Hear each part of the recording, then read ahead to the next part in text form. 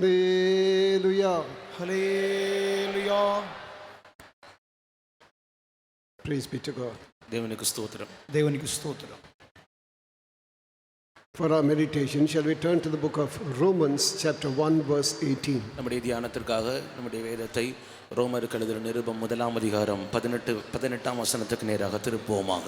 రోమా పత్రిక మొదటి అధ్యాయం 18వ వాక్యం వైపుగా మన యొక్క వాక్య ధ్యానం వైపుగా పరిశుద్ధ గ్రంథం తిప్పుదాము. దుర్నీతి చేత సత్యమును అడ్డగించు మనుషుల యొక్క సమస్త భక్తిహీనత మీదను దుర్నీతి మీదను దేవుని కోపము పరలోకము నుండి బయలుపరచబడుచున్నది. சத்தியத்தை அநியாயத்தினாலே அடக்கி வைக்கிற மனுஷருடைய எல்லாவித அவபக்திக்கும் அநியாயத்துக்கும் விரோதமாய் தேவ கோபம் வானத்திலிருந்து வெளிப்படுத்தப்பட்டிருக்கிறது. For the wrath of God is revealed from heaven against all ungodliness and unrighteousness of men who hold the truth in unrighteousness. Praise be to God. దేవునికి స్తోత్రం. దేవునికి స్తోత్రం. Hope everything is settled down. எல்லாரும் உட்கார்ந்து விட்டீர்கள் என்று நம்புகிறேன். అందరూ సర్దుకొని కూర్చొని ఉన్నారనుకుంటున్నాను. Here we read of something which comes from heaven. இங்கே வானத்திலிருந்து வருகிற ஒன்றை நாம் இங்கே வாசிக்க கேட்டோம். ఇక్కడ పరలోకం నుండి దిగి వచ్చే ఒక కార్యమును గురించి చదివి ఉన్నాం. The wrath of God cometh from heaven. தேவனுடைய கோபம் வானத்திலிருந்து இறங்குகிறது. దేవుని కోపము పరలోకం నుండి దిగుచున్నది. The word of God alternately speaks about the mercy of God and the judgment of God. தேவனுடைய வசனமானது இரக்கத்தையும் குறித்து பேசுகிறது, அதே சமயத்தில் நியாய தீர்ப்பை குறித்தும் பேசுகிறது. దేవుని వాక్యమునది కనికరమును గూర్చియు మరొక ఇంకొక వైపున దేవుని న్యాయ తీర్పును గూర్చియు మాట్లాడుచున్నది. Often we expect only good things from God. எப்பொழுதும் தேவனிடத்திலிருந்து நன்மையை மாத்திரமே நாம் விரும்புகிறோம், எதிர்பார்க்கிறோம். తరచుగా దేవుని యొద్ద నుండి మేలులు మాత్రమే మంచి కార్యములు మాత్రమే కోరుచున్నాం. In the new year, when we stretch out our hands, we'll get only good promises, nothing bad. நாம் புது வருடம் வரும் பொழுது கையை நீட்டி வாக்குத்தத்தத்தை வாங்கும் பொழுது கர்த்தர் அதில் நன்மையான காரியங்களை சொல்ல வேண்டும் என்று தான் நாம் எதிர்பார்த்து கையை நீட்டுகிறோம். నూతన సంవత్సరం ప్రారంభములో దేవుని యొక్క వాగ్దానములను తీసుకుంటూ చేతులు చాపినప్పుడు మనము వాటి మూలముగా మంచి కార్యములు మాత్రమే పొందాలని కోరుకుంటున్నాం. Yes, our God is good, always good. Every good gift cometh from the Father of lights, in whom there is no variableness நம்முடைய தேவன் or shadow of turning. நம்முடைய தேவன் நல்லவராக இருக்கிறார், நல்லவராகவே இருக்கிறார். எந்த நன்மையான எந்த ஈவும் பூரணமான எந்த வரவும் ஜோதிகளின் பிதாவினிடத்திலிருந்து இறங்கி வருகிறது. அவரிடத்தில் எந்த விதமான வேற்றுமையின் நிழலும் அவரிடத்தில் இல்லை. అవును, మన ప్రతి శ్రేష్టమైన వరమును ప్రతి మంచి ఈవులను మన ప్రభు అయిన దేవుని యొద్ద నుండి దిగివచ్చున్నవి. ఆయన వలన ఆయనలో ఎంత విధమైన మార్పును గమనాగమనములు ఛాయమైన మార్పును లేదు. But on the other hand, how does man become worthy of the wrath of God? ஆனால் மறுபகுதியில் எப்படி ஒரு மனிதன் தேவ கோபத்திற்கு இரையாக மாறுகிறான்? కానీ ఇంకొక వైపుగా ఒక మనుషుడు ఏ రీతిగా దేవుని యొక్క కోపముకు పాత్రుడిగా మారుచున్నాడు? When he becomes unfaithful, unworthy of the blessings of God, about the grace of God, about the mercy and compassion of God, he himself chooses that.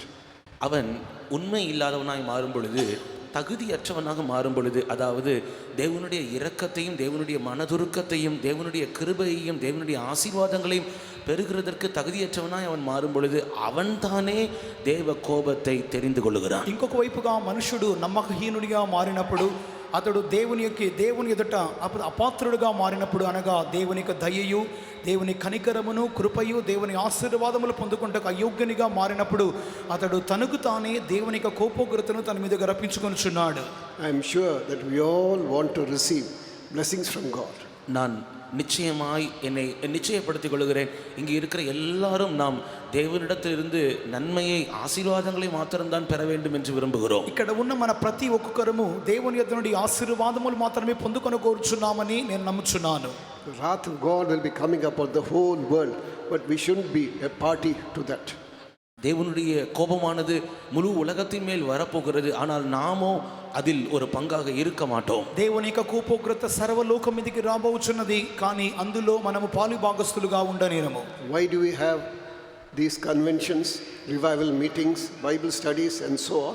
எதற்காக நமக்கு கன்வென்ஷன் கூட்டங்கள், எழுப்புதல் கூட்டங்கள், விசேஷித்த வேதபாட கூட்டங்கள் நடத்தப்படுகின்றன? ఇందు నిమిత్తమై కన్వెన్షన్ కూటములు, ప్రత్యేకమైన ఉజ్జీవ కూటములు, ప్రత్యేకమైనటువంటి గ్రంథ పఠన కూటములు జరిపింపబడుచున్నవి. Many who have not understood the truth, many who have not accepted Christ Jesus, they should come into this. They should understand what the truth is, and they should be away from the wrath of God. இன்னும் சத்தியத்தை அறியாதவர்கள், ஆண்டவராகிய இயேசு கிறிஸ்துவை தன்னுடைய சொந்த இரட்சகராக ஏற்றுக்கொள்ளாதவர்கள் இந்த உலகத்தில் அநேகர் உண்டு. அவர்களும் இந்த சத்தியத்தை அறிந்து இயேசுவை தங்களுடைய சொந்த இரட்சகராக ஏற்றுக்கொண்டு வரப்போகிற தேவ கோபாக்கினைக்கு அவர்களும் தப்புவிக்கப்பட வேண்டும் என்பதற்காகவே ఇంకను అనేకులు సత్యం ఎరుగకుండా ఉన్నారు, ప్రభు యేసుక్రీస్తును స్వంత రక్షకునిగా స్వీకరించకుండా ఉన్నారు. వారు వీటి మూలముగా సత్యమును గ్రహించి ప్రభు యేసుక్రీస్తును స్వంత రక్షకునిగా స్వీకరించి రాబోవు కోపకృత నుండి వారు తప్పింపబడవలనే కారణంతో నడిపించుచున్నాము. Today my subject is from heaven. இன்றைக்கு என்னுடைய பிரசங்கத்தினுடைய தலைப்பு பரலோகத்திலிருந்து. ఈ యొక్క దినమున నా యొక్క ప్రసంగం యొక్క శీర్షిక పరలోకము నుండి. What is God doing in heaven? தேவன் பரலோகத்தில் என்ன செய்து கொண்டிருக்கிறார்? దేవుడు పరలోకములో ఏమి చేయుచున్నాడు? What proceeds from heaven? பரலோகத்திலிருந்து என்ன புறப்படுகிறது? పరలోకము నుండి ఏమి బయలుదేరుచున్నవి? After creating man, what is he doing there? மனிதனை சிருஷ்டித்த பிற்பாடு தேவன் பரலோகத்தில் இருந்து என்ன செய்து கொண்டிருக்கிறார்? మనుషుని సృష్టించిన తరువాత పరలోకములో నుండి ఆయన ఏం చేయుచున్నాడు? What does he impart? What does he like to impart to man who was created in his own image and likeness? தன்னுடைய சாயலின்படி, தன்னுடைய ரூபத்தின்படி உண்டாக்கப்பட்டதான மனிதனுக்குள் இன்னும் அவர் என்ன உண்டாக்க, என்ன செலுத்த அவர் விரும்புகிறார்? తన యొక్క స్వరూపము, తన యొక్క పోలిక చొప్పున సృష్టింపబడిన మనుషునిలోనికి ఆయన ఇంకను ఏమి చొప్పించగోరుచున్నాడు? So God put this in my heart for this convention. இந்த கன்வென்ஷனுக்காக இதை குறித்து தான் பேச வேண்டும் என்று என் இருதயத்தில் தேவன் வைத்தார். ఈ కన్వెన్షన్ దినములలో దీనిని గురించి మాట్లాడమని దేవుడు నా హృదయములో ఉంచి ఉన్నారు. What proceeds from heaven? What happens what are the blessings? First of all, good things, then after bad things. பரலோகத்திலிருந்து என்ன வருகிறது? முதலாவது வருகிறதான நன்மைகள் என்ன, பிற்பாடு வருகிறதான தீமைகள் என்ன? పరలోకము నుండి ఏమి బయలుదేరుచున్నది? మొదటిదిగా మేలైన కార్యములు, తరువాత కీడైన కార్యములు చెప్పగోరుచున్నాను. When we turn to the book of Psalms 14 verse 2, நாம் 14ஆம் சங்கீதம் 2ஆம் வசனத்துக்கு நம்முடைய வேதத்தை திருப்பும் பொழுது 14వ కీర్తన 2వ వాక్యం వైపుగా చూచున్నప్పుడు, from heaven God looks down upon the earth, upon mankind. பரலோகத்திலிருந்து, வானத்திலிருந்து தேவன் மனித குலத்தை நோக்கி பார்க்கிறார். యెహోవా ఆకాశం నుండి లేక పరలోకం నుండి నరులను పరిశీలించెను. Due to lack of time, we'll read only in Telugu. தெலுங்குவில் மாத்திரம் வாசியுங்கள், நேரம் குறைவா இருக்கிறபடி. సమయ కొరత మూలముగా తెలుగులో మాత్రమే చదువుకుంటున్నాం. వివేకము కలిగి దేవుని వెతుకువారు కలరేమో అని యెహోవా ఆకాశము నుండి చూచి నరులను పరిశీలించెను. Praise be to God. தேவனுக்கு ஸ்தோத்திரம். దేవునికి స్తోత్రం. God looks down upon mankind to find out if there is someone who understands, if there is someone who seeks after God. பரலோகத்திலிருந்து தேவன் மனுபுத்திரரை கண்ணோக்கி பார்க்கிறார். உணர்வுள்ளவன் அல்லது தேவனை தேடுகிறவன் ஒருவனாகிலும் உண்டோ என்று கண்ணோக்கி பார்க்கிறார். దేవుడు పరలోకం నుండి నరులను పరిశీలించి వివేకము కలిగి దేవుని వెతుకువారు కలరేమో అని ఆయన చూచున్నాడు. I mean God who is true God, faithful God, righteous God, who has created the heaven and the earth and the whole universe and you and me. ஆம், நம்முடைய தேவன் உண்மை உள்ளவர், சத்தியம் உள்ளவர், நீதி உள்ளவர், வானத்தையும் பூமியையும் அண்ட சராசரங்களையும் உங்களையும் என்னையும் உண்டாக்கின தேவன். మన దేవుడు నమ్మకస్తుడు, సత్యవంతుడు, నీతిమంతుడు. ఆయన సర్వాంతర్యాలను ఆయన మనం కలిగించి ఉన్నాడు. నిన్నును నన్ను సృష్టించి ఉన్నాడు. During devotion time we heard about Baal and the living God. ஆவியினரை பகுதியில் பாகாலையும் ஜீவனுள்ள தேவனையும் குறித்து நாம் கேள்விப்பட்டோமே. ఆత్మ నింపుదల భాగములో బయలును గురించి, యెహోవాను గురించి మనం చూచినాం కదా. He looks down from heaven to find out whether there is someone who's seeking after truth, who's seeking after God, living God, no matter you may belong to any other religion. தேவன் பரலோகத்திலிருந்து கண்ணோக்கி பார்க்கிறார். இந்த பூமியில் யாராகிலும் ஒருவராகிலும் சத்தியத்தை தேடுகிறார்களா, ஜீவனுள்ள தேவனை தேடுகிறார்களா என்று கண்ணோக்கி பார்க்கிறார். அவர்கள் எந்த மதத்தை சார்ந்தவர்களா இருந்தாலும் பரவாயில்லை. ఆయన పరలోకం నుండి నరులను పరిశీలించినప్పుడు నిజమైన దేవుని, సత్యవంతుడైన దేవుని వెతుకుచున్న వారు ఎవరైనా ఉన్నారా అని ఆయన వెతుకులాడుచున్నారు. వారు ఎట్టి మతస్థులైనప్పటికీ పర్వాలేదు. So then, is there anyone here who's seeking after the living God? ஆகையினால் இங்கே யாராகிலும் ஒருவர் ஜீவனுள்ள தேவனை தேடிக் கொண்டிருக்கிறீர்களா? ఇక్కడ ఉన్న ఎవరైనప్పటికీ మీరు జీవము కలిగిన దేవుని వెతుకుచున్నారా? Sometimes you would have come here for the first time. ஒருவேளை இங்கே முதல் முறையாக புதிய நபராக நீங்கள் வந்திருக்கலாம். ఒకవేళ ఇక్కడికి మీరు మొదటిసారిగా వచ్చిన వ్యక్తిగా ఉండవచ్చును. So then, what are we doing about our lives? What is our future? Have you got peace? Have you got rest? Have you got hope in your life? ஆம், உங்களுடைய ஜீவியத்தை பற்றி உங்களுடைய அபிப்பிராயம் என்ன? நீங்கள் உங்களுடைய எதிர்காலத்தை பற்றி என்ன யோசிக்கிறீர்கள்? உங்களுக்கு சமாதானம் இருக்கிறதா? உங்களுக்கு நம்பிக்கை இருக்கிறதா? இளைப்பாறுதல் இருக்கிறதா? మీకు జీవితమును గురించి మీకు భవిష్యత్తును గురించి మీరు ఏమి అభిప్రాయంతో తలంచుచున్నారు? మీకు నిజమైన సంతోష సమాధానం విశ్రాంతి కలదా? Some would have come here for healing and other problems. நீங்கள் உங்களில் சிலர் சில பிரச்சனைகளிலிருந்து விடுதலை பெறுவதற்காகவும் சுகம் கிடைக்கும் என்று சொல்லியும் இங்கே நீங்கள் வந்திருக்கலாம். మీలో కొంతమంది స్వస్థత కొరకును లేక మీ సమస్య నుండి విడుదల పొందు నిమిత్తముగాను వచ్చి ఉండవచ్చును. Or for some earthly needs. அல்லது ஏதாவது பூமிக்குரிய தேவைகளை பெற்றுக்கொள்ளும்படியாக நீங்கள் இங்கே வந்திருக்கலாம். లేక కొన్ని విధములైన భూ సంబంధమైన అవసరతలు పొందు నిమిత్తముగా వచ్చి ఉండవచ్చును. But the eyes of the Lord are moving to and fro to find out whether there is someone who's seeking after me, who's seeking truth. யாராகிலும் தம்மை தேடுகிறவர்கள் உண்டோ அல்லது சத்தியத்தை தேடுகிறவர்கள் உண்டோ என்று நோக்கி பார்க்க கர்த்தருடைய கண்கள் பூமி எங்கும் உலாவிக் கொண்டிருக்கிறது. ఎవరైనాను తన్ను వెతుకుదురా లేక సత్యమును వెతుకుదురా అని చెప్పి దేవుని యొక్క కన్నులు భూమి మీద నరులను వెతుకుచున్నది. Recently, when I was serving in Bombay, a doctor came there. சமீபத்த காலத்தில் நான் பாம்பே சென்ட்ரலில் ஊழியம் செய்து கொண்டிருக்கும் பொழுது ஒரு மருத்துவர் என்னை சந்திக்க முடியாது வந்தார். సమీప కాలంలో నేను బాంబేలో సేవ చేయుచున్న దినములలో ఒక వైద్యుడు నన్ను సంప్రదించి ఉండెను. She was from a non-Christian background. அவர்கள் கிறிஸ்தவ மதத்தை சாராத குடும்பத்தில் அவர் வரிந்து வந்தார்கள். అతడు ఒక క్రైస్తవేతరుడుగా ఉండి ఉండెను. So for her medicine, she had to stay far away from her house. மருந்துக்காக அவர்கள் தன்னுடைய வீட்டை விட்டு அவர்கள் தூரமான ஒரு இடத்தில் வசிக்க வேண்டிய ஒரு சூழ்நிலை வந்தது. ఆ యొక్క వృత్తి నిమిత్తముగా అతడు తన ఇల్లు వదిలి దూరముగా వాసం చేయవలసిన పరిస్థితి వచ్చెను. To study for the medicine. மருத்துவ படிப்புக்காக அவர்கள் தங்களுடைய வீட்டை விட்டு தூரமான ஒரு இடத்துக்கு செல்ல வேண்டியதாக இருந்தது. తన యొక్క వైద్య చదువుల నిమిత్తముగా ఇంటి నుండి దూరముగా ఉండవలసిన పరిస్థితి. She had to stay in a hostel, and once her mother came to see her. விடுதியில் தங்கி படிக்கக்கூடிய ஒரு சூழ்நிலை. அப்பொழுது விடுதியில் இருந்து அவர்களை சந்திக்க முடியாத ஒரு முறை அவருடைய தாயார் அவர்களை சந்திக்க வந்தார்கள். హాస్టల్లో మాత్రమే ఉండి చదువుకోవాల్సిన పరిస్థితి వచ్చెను. హాస్టల్లో ఉంటున్నప్పుడు ఒకసారి తల్లిగారు అతన్ని దర్శించిండిరి. To cut the story short, சுருக்கமாய் சொல்ல வேண்டுமென்றால் క్లుప్తముగా చెప్పగోరినట్లయితే as mother was returning home, she was hit by a car and she died. அவருடைய தாயார் அவர்களை பார்த்துவிட்டு திரும்பி செல்லுகிற அந்த பிரயாணத்தில் ஒரு விபத்திற்குள்ளாகி அவர்கள் மரித்து போனார்கள். తల్లిగారు అతన్ని హాస్టల్లో దర్శించి ఇంటికి తిరిగి వెళ్ళుచున్న సందర్భంలో ప్రమాదంలో వారు మరణించిరి. This girl was so sad. இந்த பெண் மிகவும் கவலைக்குள்ளானார். ఈ యొక్క అమ్మాయి మిక్కిలిగా కలత నొందెను. She went to the place of worship. அவர் ஆராதனை ஸ்தலத்திற்கு போனாள். ఆమె ఆరాధించు స్థలముకు వెళ్ళెను. She was asking so many questions. Why should it happen to my mother like this? அவள் பல கேள்விகளை ஆண்டவரை நோக்கி கேட்டாள். ஏன் என்னுடைய தாய்க்கு இப்படி சம்பவித்தது என்று. ఈ విధముగా నా తల్లికి ఎందుకు ఈ రీతిగా సంభవించనని పలు రీతిలుగా ప్రశ్నించెను. Then living God clearly spoke to her. ஜீவனுள்ள தேவன் மிக தெளிவாக அவளோடு பேசினார். జీవము కలిగిన దేవుడు మిక్కిలి తేటగా ఆమెతో మాట్లాడి I am the creator God. I have created the heaven and the earth and the whole universe.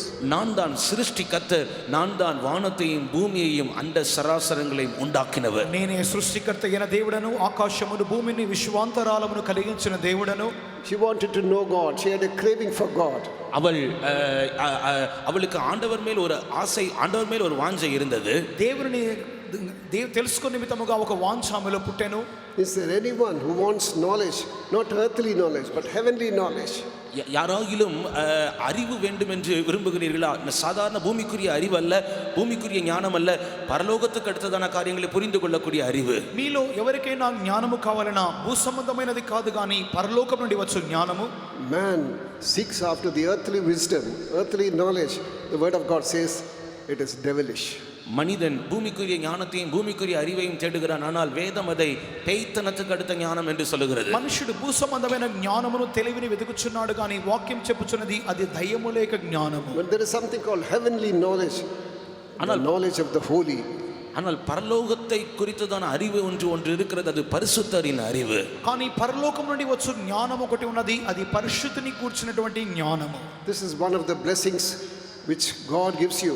He is looking at us at the same time to find out, is there anyone who's seeking after me, seeking for more of holiness, more righteousness, to be more like me. இதுதான் பரலோகத்திலிருந்து வருகிறதான ஒரு காரியம். யாராகிலும் தன்னை அறிந்து கொள்ளும்படியாக, தன்னை பற்றி இன்னும் அதிகமாக அறிந்து கொள்ளும்படியாக, பரிசுத்தத்தை குறித்து இன்னும் அதிகமாக அறிந்து கொள்ளும்படியாக, சத்தியத்தை அறியும்படியாக யாராவது இருப்பார்கள் என்று சொன்னால் அவர்களுக்கு இந்த ஆசீர்வாதத்தை தேவன் தருகிறார். ఇదే పరలోకం నుండి వచ్చే ఒక కార్యముగా ఉన్నది.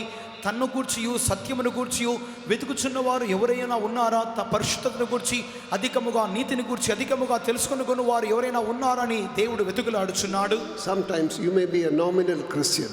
ஒருவேளை நீங்கள் பெயர் கிறிஸ்தவர்களாக இருக்கலாம். ఒకవేళ మీరు నామకార్థ క్రైస్తవులుగా ఉండవచ్చును. Just namesake Christian, no difference between them and others. பெயர் அளவில் கிறிஸ்தவர்களாக இருக்கிறார்கள், அவர்களுக்கும் மற்ற மதத்தை சார்ந்தவர்களுக்கும் எந்த வித்தியாசமும் இல்லை. పేరు కొరకు మాత్రమే వారు క్రైస్తవులుగా ఉంటున్నారు, కానీ వారికిని ఇతరులకును ఎటువంటి వ్యత్యాసము భేదం లేని వారుగా ఉంటున్నారు. Today we would like to tell you, remind you that you should have a great fellowship with God.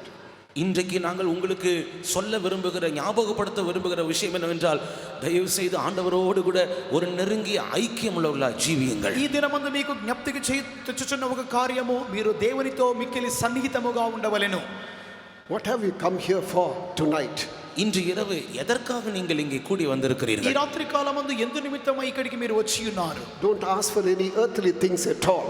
எந்த பூமிக்குரிய தேவைகளையும் நீங்கள் ஆண்டவரிடத்தில் தயவு செய்து கேட்காதீர்கள். ఎట్టి భూ సంబంధమైన అవసరతలను దేవుని యొద్ద మీరు దయచేసి అడగడుగు. I want to be close to God. I want to be the closest. I want to be closest to God. நான் என் தேவனோடு நெருங்கிய ஐக்கியம் உள்ளவனாய் இருக்க விரும்புகிறேன். எல்லாரை பார்க்கிலும் நான் தான் தேவனோடு அதிக நெருங்கின நபராய் மாற விரும்புகிறேன். నేను దేవునికి సమీపస్తునిగా, మిక్కిలి సమీపస్తునిగా మారగోరుచున్నాను. You may not know one thing. You know, God wants to have fellowship with us more than we want to have fellowship with Him. நீங்கள் ஒரு காரியம் அறியாதவர்களாக இருக்கலாம். உங்களுக்கு தெரியுமா, நாம் எந்த அளவுக்கு தேவனோடு நெருங்கிய ஐக்கியம் உள்ளவர்களாக இருக்க வேண்டும் என்று வாஞ்சிக்கிறோமோ, அதை விட தேவன் நம்மோடு நெருங்கின ఐక్యముள்ளவராக இருக்க அவர் அதிக వాంఛలవరాக இருக்கிறார். ఒకవేళ మీకు ఈ కార్యం తెలియకుండా ఉండవచ్చును. మనము ఎంతగా దేవునితో సంబంధము కలిగి ఉండాలని కోరుచున్నామో, అంతకంటే అత్యధికమైన వాంఛ కలిగిన వారుగా ఆయన మనతో సన్నిహితముగా ఉండాలని కోరుచున్నారు. We want God to love us more than we express our desire. You know that God wants us to love Him. He expects our love towards Him. நாம் தேவனிடத்திலிருந்து, தேவனே நீர் எங்களை அதிகமாக நேசிக்க வேண்டும் என்று நாம் அந்த வாஞ்சையை தெரிவிக்கக்கூடியவர்களாக இருக்கிறோம். ஆனால் உங்களுக்கு ஒன்று தெரியுமா, தேவன் தம்முடைய வாஞ்சையை தெரிவிக்கிறார், நாம் அதிகமாய் தேவனை நேசிக்க வேண்டும் என்று தான். ఒకవేళ ఉదయకాలమందు దేవా మీరు నన్ను అత్యధికముగా ప్రేమించవలననే ఒక ఆకాంక్షను దేవునికి తెలియజేయవచ్చు ఉండవచ్చును. కానీ దేవుడు మనము ఆయనను అత్యధికముగా ప్రేమించవలనని ఆయన తన ఆకాంక్షను బయలుపరచువారిగా ఉన్నారు. So let this convention be a turning point in our lives.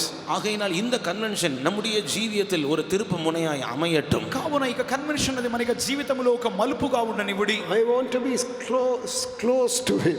நான் ஆண்டவரோடு மிக நெருங்கிய ஐக்கியமுள்ளவனாய் மாற விரும்புகிறேன். నేను దేవునితో మిక్కిలి దగ్గరగా ఉండాలని కోరుచున్నాను. But we know God is holy. Unless we have the holiness which God desires, we cannot be close to Him. ஆனால் நாம் அறிந்திருக்கிற விஷயம், தேவன் பரிசுத்தம் உள்ளவராக இருக்கிறார். அவர் விரும்புகிற, அவர் சிநேகிக்கிற பரிசுத்தம் நமக்குள்ள இல்லை என்றால் நம்மால் அவரோடு கிட்டி நெருங்கி சேர முடியாது. మనకు తెలుసును మన దేవుడు పరిశుద్ధుడై ఉన్నారు. కావున ఆయన ఎదురు చూస్తున్నటువంటి పరిశుద్ధత మనలో లేకపోయినట్లయితే మనము ఆయనకు సమీపస్తులుగా మారలేము. So more than anything else, you desire for the holiness of God.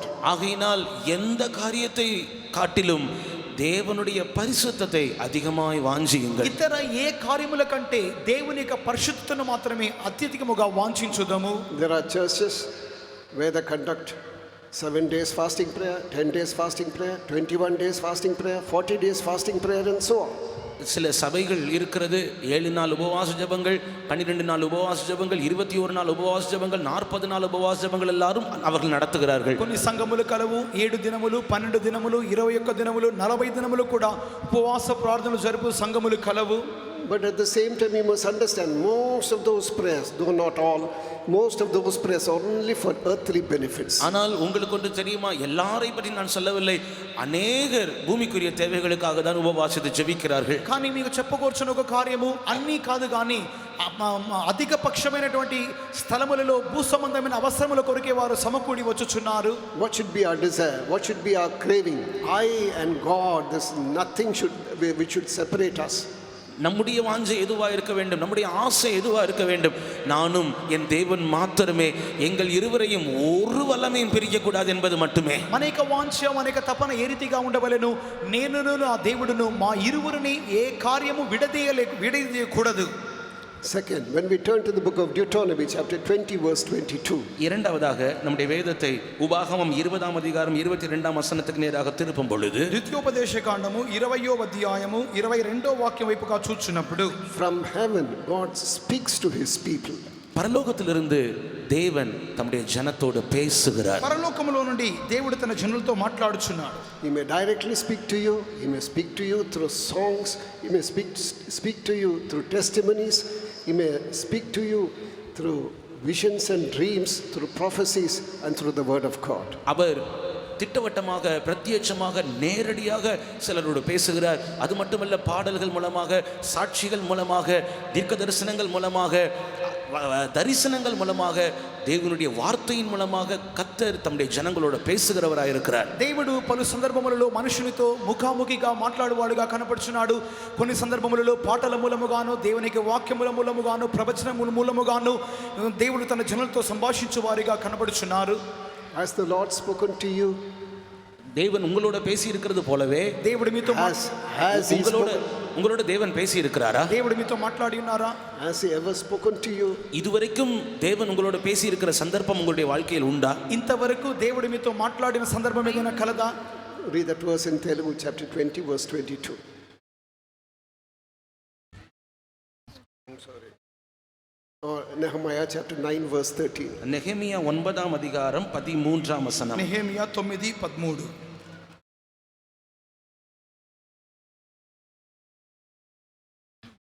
సీనాయి పర్వతం మీదకి దిగివచ్చి ఆకాశము నుండి వారితో మాట్లాడి వారికి నీతియుక్తమైన విధులను, సత్యమైన ఆజ్ఞలను, మేలుకరములైన కట్టడలను, ధర్మములను నీవు దయచేసితివి. Our God is one who speaks from heaven. நம்முடைய தேவன் பரலோகத்திலிருந்து பேசுகிறவராய் இருக்கிறார். మన దేవుడు పరలోకము నుండి మాట్లాడు దేవుడు. What is the Bible that you are having in your hand? உங்கள் கையில் இருக்கிறதான பரிசுத்த வேதாகமம் அது என்ன?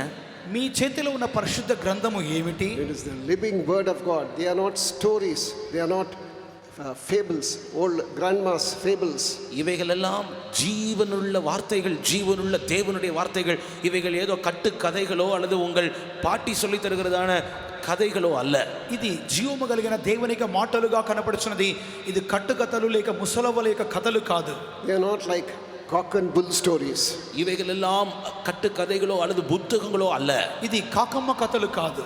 You are the true living God which can change you, which can transform you, which can draw you closer to God. இந்த வார்த்தைகள் எல்லாம் உண்மையும் சத்தியமும் ஜீவனுள்ள வார்த்தைகள். இவைகள் உங்களுடைய ஜீவியத்தை மறுரூபமாக்கும், முற்றிலும் மாற்றும், ஆண்டவரோடு உங்களை கிட்டி சேர்க்கும். ఇవన్నీ మీకు నిజమును సత్యమును నమ్మకమైన మాటలు. ఇవి మిమ్మల్ని మార్చును, రూపాంతరపరచును. God appeared to the children of Israel on Mount Sinai. தேவன் சீனாய் மலையில் இஸ்ரவேல் புத்திரருக்கு வெளிப்பட்டார். దేవుడు సీనాయి కొండ మీద ఇశ్రాయేలీయులకు బయలుపడి ఉండెను. He gave them few commandments. அவர்களுக்கு சில கற்பனைகளை கொடுத்தார். కొన్ని ఆజ్ఞలను వారికి ఇచ్చి ఉండెను. So he wanted them to follow those commandments. இந்த கட்டளைகளை எல்லாம் அவர்கள் கைக்கொள்ள வேண்டும் என்று அவர் விரும்பினார். ఈ ఆజ్ఞలు వారు గైకొనవలెనని ఆయన కోరి ఉండెను. There is nothing which you can leave according to your convenience. உங்களுடைய வசதிக்கு ஏற்பாக சில பிரமாணங்களை நீங்கள் விட்டுவிடலாம், அப்படி அல்ல. ఒకవేళ మీ యొక్క సౌకర్యముకు తగిన రీతిగా కొన్ని కార్యములు మీరు వదిలిపెట్టవచ్చును, ఆ రీతిగా కాదు. All commandments are given that we may follow him. Follow them. எல்லா பிரமாணங்களும் எல்லா கட்டளைகளும் நாம் கட்டாயமாய் கைக்கொள்ள வேண்டும், பின்பற்ற வேண்டும் என்பதற்காகவே நமக்கு கொடுக்கப்பட்டிருக்கிறது. ప్రతి ఆజ్ఞలు విధులు తప్పనిసరిగా మనం పాటించు నిమిత్తముగానే ఇవ్వబడినవి. When that word is there in your heart in times of trials and temptation, that will help you. இந்த வசனங்கள், இந்த வார்த்தைகள், இந்த பிரமாணங்கள் உங்கள் இருதயத்தில் இருக்கும் என்றால் அது சோதனைகள் பரீட்சைகள் வழியாய் நீங்கள் போகும் பொழுது அது உங்களுக்கு உதவி செய்யும். ఈ దేవుని వాక్యములు ప్రమాణములు మన హృదయములో ఉండినట్లయితే శోధన కష్ట సమయములలో అది మనతో మాట్లాడను సహాయం చేయును. I'll tell you a small story. நான் உங்களுக்கு ஒரு சின்ன கதையை சொல்லுகிறேன். ఒక చిన్న కథను చెప్పకూర్చున్నాను. It is not a story, it is something which happened.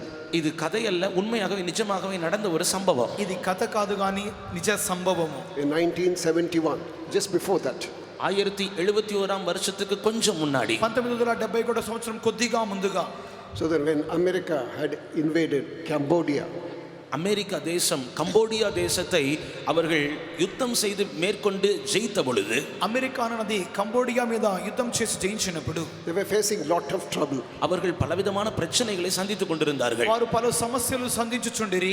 There was a man from Cambodia who was their interpreter.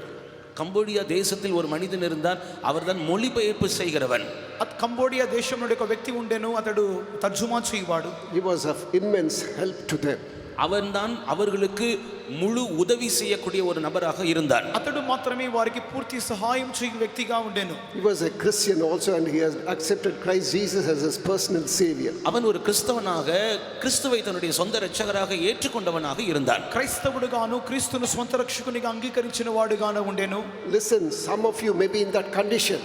நல்ல கவனியுங்கள், உங்களில் சிலர் இப்படிப்பட்ட சூழ்நிலையில் இருக்கக்கூடும். ஆகையினால் தான் இதை நான் சொல்லுகிறேன். దయచేసి గమనించండి, దీని ప్రకారముగానే మీలో ఎవరైనా కొంతమంది ఇటువంటి వారిగా ఉండవచ్చును, గమనించమని చెప్పుచున్నాను. He would interpret to the preachers and he would interpret to the American army also. அவன் பிரசங்கிமார்களுக்கு மொழிபெயர்ப்பு செய்வான், அதே சமயத்தில் அமெரிக்க ராணுவ படையினருக்கும் அவன் மொழிபெயர்ப்பு செய்கிறவனாய் காணப்பட்டான். అతడు ప్రసంగికులకు తర్జుమా చేయును, అదే సందర్భంలో అమెరికా యొక్క సైన్యాధికారులకు తర్జుమా చేయును. His name was Hein Pham. அவனுடைய பெயர் ஹெயின் ஃபாம். అతని పేరు హీన్ ఫ్యామ్. HeinPham. Hein Pham. அவனுடைய பெயர் ஹெயின் ஃபாம். అతని పేరు హీన్ ఫ్యామ్. Later America had to go. கடைசியாக கொஞ்ச நாட்கள் பிற்பாடு அமெரிக்கா கம்போடியா தேசத்தை விட்டு போய்விட்டார்கள். అటు తర్వాత కొద్ది దినాల తర్వాత అమెరికా సైన్యం వారు కంబోడియాను వదిలిపెట్టి వెళ్ళిపోయిరి. The communist government put him in jail for having helped the Americans. அமெரிக்கருக்கு உதவி செய்தான் என்பதை அறிந்து கொண்டு இந்த குறிப்பிட்ட சகோதரனை இந்த கம்போடியா தேசத்தில் இருக்கிறதான கம்யூனிஸ்ட் வாதிகள் அவர்கள் இவனை சிறையில் ஆக்கினார்கள். అటు తర్వాత ఆ యొక్క దేశంలో ఉన్నటువంటి కమ్యూనిస్ట్ వాదులు అధికారులైన వారు ఇతడు అమెరికా వారికి సహాయం చేస్తున్న నిమిత్తమై అతన్ని జైల్లో వేసి ఉండిరి. Day after day he was praying. ஒவ்வொரு நாளும் அவன் ஜெபித்துக் கொண்டிருந்தான். ఒక్కొక్క దినము కూడా అతడు ప్రార్థించుచుండెను. Nothing has happened. ஒன்றும் சம்பவிக்கவில்லை. ఏమీ సంభవించలేదు. Almost 17 long years he had to cool his heels in the prison. 17 நீண்ட வருஷங்கள் அவன் தன்னுடைய ஆயுள் வருஷங்களை சிறைச்சாலையிலேயே கழிக்க வேண்டியதாக இருந்தது. అతడు 17 సుదీర్ఘ సంవత్సరములు అతడు చెరసాలలో గడపవలసి వచ్చెను. In the midst of that, in the prison, he was given all books about Karl Marx and others that he may be brainwashed. இந்த சூழ்நிலைகள் மத்தியில் சிறைச்சாலையில் இருந்ததான இவனுக்கு அந்த நாத்திகருடைய புத்தகங்கள், கால் மார்க்ஸ் போன்றவர்களுடைய புத்தகங்களை கொடுத்து படிக்கும்படியாக வற்புறுத்தினார்கள். ఆ యొక్క దినములలో అతనికి మనస్సు మార్చబడు నిమిత్తమై అతనికి కమ్యూనిస్ట్ సంబంధమైనటువంటి కార్ల్ మార్క్స్ పుస్తకములు అతనికి ఇచ్చి ఉండిరి. Slowly this literature started to take a toll on him. கொஞ்சம் கொஞ்சமாக அவன் படித்ததான அந்த மொழி பயிற்சி அது அவனுடைய உதவியாக மாறினது. అటు తరువాత కొద్దిగా ఆ యొక్క సంబంధమైన కార్యములు అతనికి మనసుకు చేరినవి. Then afterwards what he thought, கடைசியாக அவன் என்ன சிந்தித்தான் தெரியுமா? చివరిగా అతడు ఏం తలంచినాడు తెలుసునా? probably Jesus is not the true God. ஒருவேளை இயேசு உண்மையான கடவுள் இல்லை போல. ఒకవేళ యేసు నిజమైన దేవుడు కాదనుకుంటా. Probably I was mistaken. ஒருவேளை நான் தான் தவறாக புரிந்து கொண்டிருப்பேனோ. ఒకవేళ నేనే తప్పుగా అర్థం చేసుకుంటున్నానో. They say Jesus is the prayer answering God. Nothing is happening. அவர்கள் சொன்னார்கள் இயேசு உத்தரவு கொடுக்கிற தேவன், பதில் கொடுக்கிற தேவன் என்று. ஆனால் ஒன்றுமே சம்பவிக்கவில்லையே, நான் இன்னும் சிறையில் தான் இருக்கிறேன். యేసు ప్రార్థన ఆలకించి జవాబిచ్చు దేవుడని చెప్పుదురు కదా, నేను ఇంకను చెరసాల్లోనే ఉన్నానే. How long? How long? 17 long years. எவ்வளவு நாட்கள் நான் இருக்க வேண்டும்? 17 வருஷங்கள் இருந்து விட்டேன். ఎన్ని దినములు, ఎన్ని సంవత్సరములు? నేను 17 సంవత్సరాలు జైల్లోనే ఉంటున్నానే. That day he was given the duty to wash the toilets. அந்த நாளில் கழிவறைகளை சுத்தம் செய்கிறதான பணி சிறைச்சாலையில் இவனுக்கு கொடுக்கப்பட்டது. ఆ దినమందు అతడు చెరసాలలో గదులను శుభ్రం చేయి పని దొరికెను. That was the chore they would all detest above to do. அங்கே இருக்கிறதான சிறை கைதிகள் இந்த ஒரு வேலையை மாத்திரம் செய்வதற்கு அருவருப்பார்கள், விரும்ப மாட்டார்கள். ఆ యొక్క మరుగుదొడ్లు శుభ్రం పరచు ఆ యొక్క పని అన్నది ఆ యొక్క చెర ఖైదీలనే వారు కోరుకోరు. When the prison authorities asked him to do, he had to do that. அந்த சிறை அதிகாரிகள் இவனை செய்யும்படியாக சொன்ன பொழுது இவன் செய்துதான் ஆக வேண்டும். చెరసాల అధికారులు చేయమని చెప్పినప్పుడు చేసే తీరాలి. When he went there, in a box he saw some English literature. அவன் அந்த கழிவறைகளை சுத்தம் பண்ணும்படியாக உள்ளே போன பொழுது அங்கே ஒரு டப்பாவில் அங்கே சில ஆங்கில வார்த்தைகள் உள்ள சில కాగితంகளை அவன் பார்த்தான். అక్కడ అతడు ఆ యొక్క మరుగుదొడ్లోకి లోపల శుభ్రం పరచడం వెళ్ళినప్పుడు ఒక డబ్బాలో ఆంగ్ల సాహిత్యాన్ని చూచి ఉన్నాడు. He took it, wiped it and put it in his pocket because he had never seen English literature for all these 17 years, because Cambodian government had done away with all English. Only English and French, everything was in it. Only Cambodian language was there. அங்கே Cambodia தேசத்தின் அரசாங்கம் ஆங்கிலம், French இந்த இரண்டு மொழிகளையும் அந்த தேசத்தில் இராதபடிக்கு துடைத்து வைத்திருந்தார்கள். ஆகையினால் இவனுக்கு ஆங்கிலத்தை பார்க்க வேண்டும் என்கிறதான ஆசை அதிகமாக இருந்தது. 17 வருஷம் இவன் அந்த ஆங்கிலத்தை பார்க்கவே இல்லை. அன்றைக்கு கழிவறை சுத்தம் செய்யும் பொழுது இந்த ஆங்கில எழுத்துக்கள் கொண்டதான அந்த பேப்பர்ஸை பார்க்கும் பொழுது அவன் சந்தோஷமாய் அதை துடைத்து தன்னுடைய பாக்கெட்டில் வைத்துக் கொண்டான். ఆ యొక్క కంబోడియా దేశం అనేది ఆంగ్లంను ఫ్రెంచ్ భాషను పూర్తిగా ఆ యొక్క దేశం నుండి నిషేధించి ఉన్నది. ఆ యొక్క దేశమంతయు కంబోడియా భాషతోనే నింపి ఉన్నారు. కానీ ఇతడు ఎన్నో సంవత్సరముల తర్వాత ఆ యొక్క ఆంగ్ల మాటలను చూడగానే అతనికి ఆ యొక్క ఉత్సుకతతో దానిని తన యొక్క పాకెట్లో జేబులో ఉంచుకొని ఉన్నాడు. That day he said, from tomorrow onwards I will not pray to Jesus. அந்த நாள் தான் அவன் சொன்னான், நாளையிலிருந்து நான் இயேசுவினிடத்தில் ஜெபிக்க மாட்டேன் என்று. ఆ దినమంది అతడు చేసిన తీర్మానము, నేను ఇక మీదట యేసుకు ప్రార్థన చేయను. Then in the middle of the night, when all had gone to sleep, he used the torch inside the net and started to read those verses. அன்று இரவு நடுராத்திரியிலே எல்லாரும் தூங்கின பிற்பாடு தான் பாக்கெட்டில் வைத்திருந்ததான அந்த ஆங்கிலம் மொழி உள்ளதான அந்த பேப்பரை எடுத்து டார்ச் லைட் உபயோகித்து அந்த வலைக்குள் இருந்து அவன் அதை வாசிக்க ஆரம்பித்தான். ఆ యొక్క దినమందు అందరూ రాత్రి నిద్రపోయిన తర్వాత తన చేతిలో నుండి ఒక చిన్న టార్చ్ని తీసుకొని తన యొక్క దోమతెరలో కూర్చొని అతడు ఆ యొక్క ఆంగ్ల సాహిత్యంను కొద్దిగా చదువుతూ ఉండేను. Can you guess what was the text? It was from Romans chapter 8 verse 28. All things work together for good to them that love God, who are called according to his purpose. உங்களுக்கு தெரியுமா, அவன் வாசித்ததான அந்த காகிதத்தில் இருந்ததான அந்த எழுத்துக்கள் ரோமர் 8ஆம் அதிகாரம் 28ஆம் வசனமாக இருந்தது. அன்றியும் அவருடைய தீர்மானத்தின்படி அழைக்கப்பட்டவர்களாய் தேவனிடத்தில் அன்பு கூறுகிறவர்களுக்கு சகலமும் நன்மைக்கு எதுவாக நடக்கிறது என்று அறிந்திருக்கிறோம். మీకు తెలుసున ఆ యొక్క రోజు రాత్రి అతడు చదువుతున్నటువంటి ఆ యొక్క సాహిత్యంలోని ఆ యొక్క ఆంగ్ల మాటలు ఏముందంటే రోమా పత్రిక 8:28 నందు దేవుని ప్రేమించు వారికి అనగా ఆయన సంకల్పం చొప్పున పిలువబడిన వారికి మేలుగలు కూడా సమస్తమును సమకూడి జరుగుచున్నవి.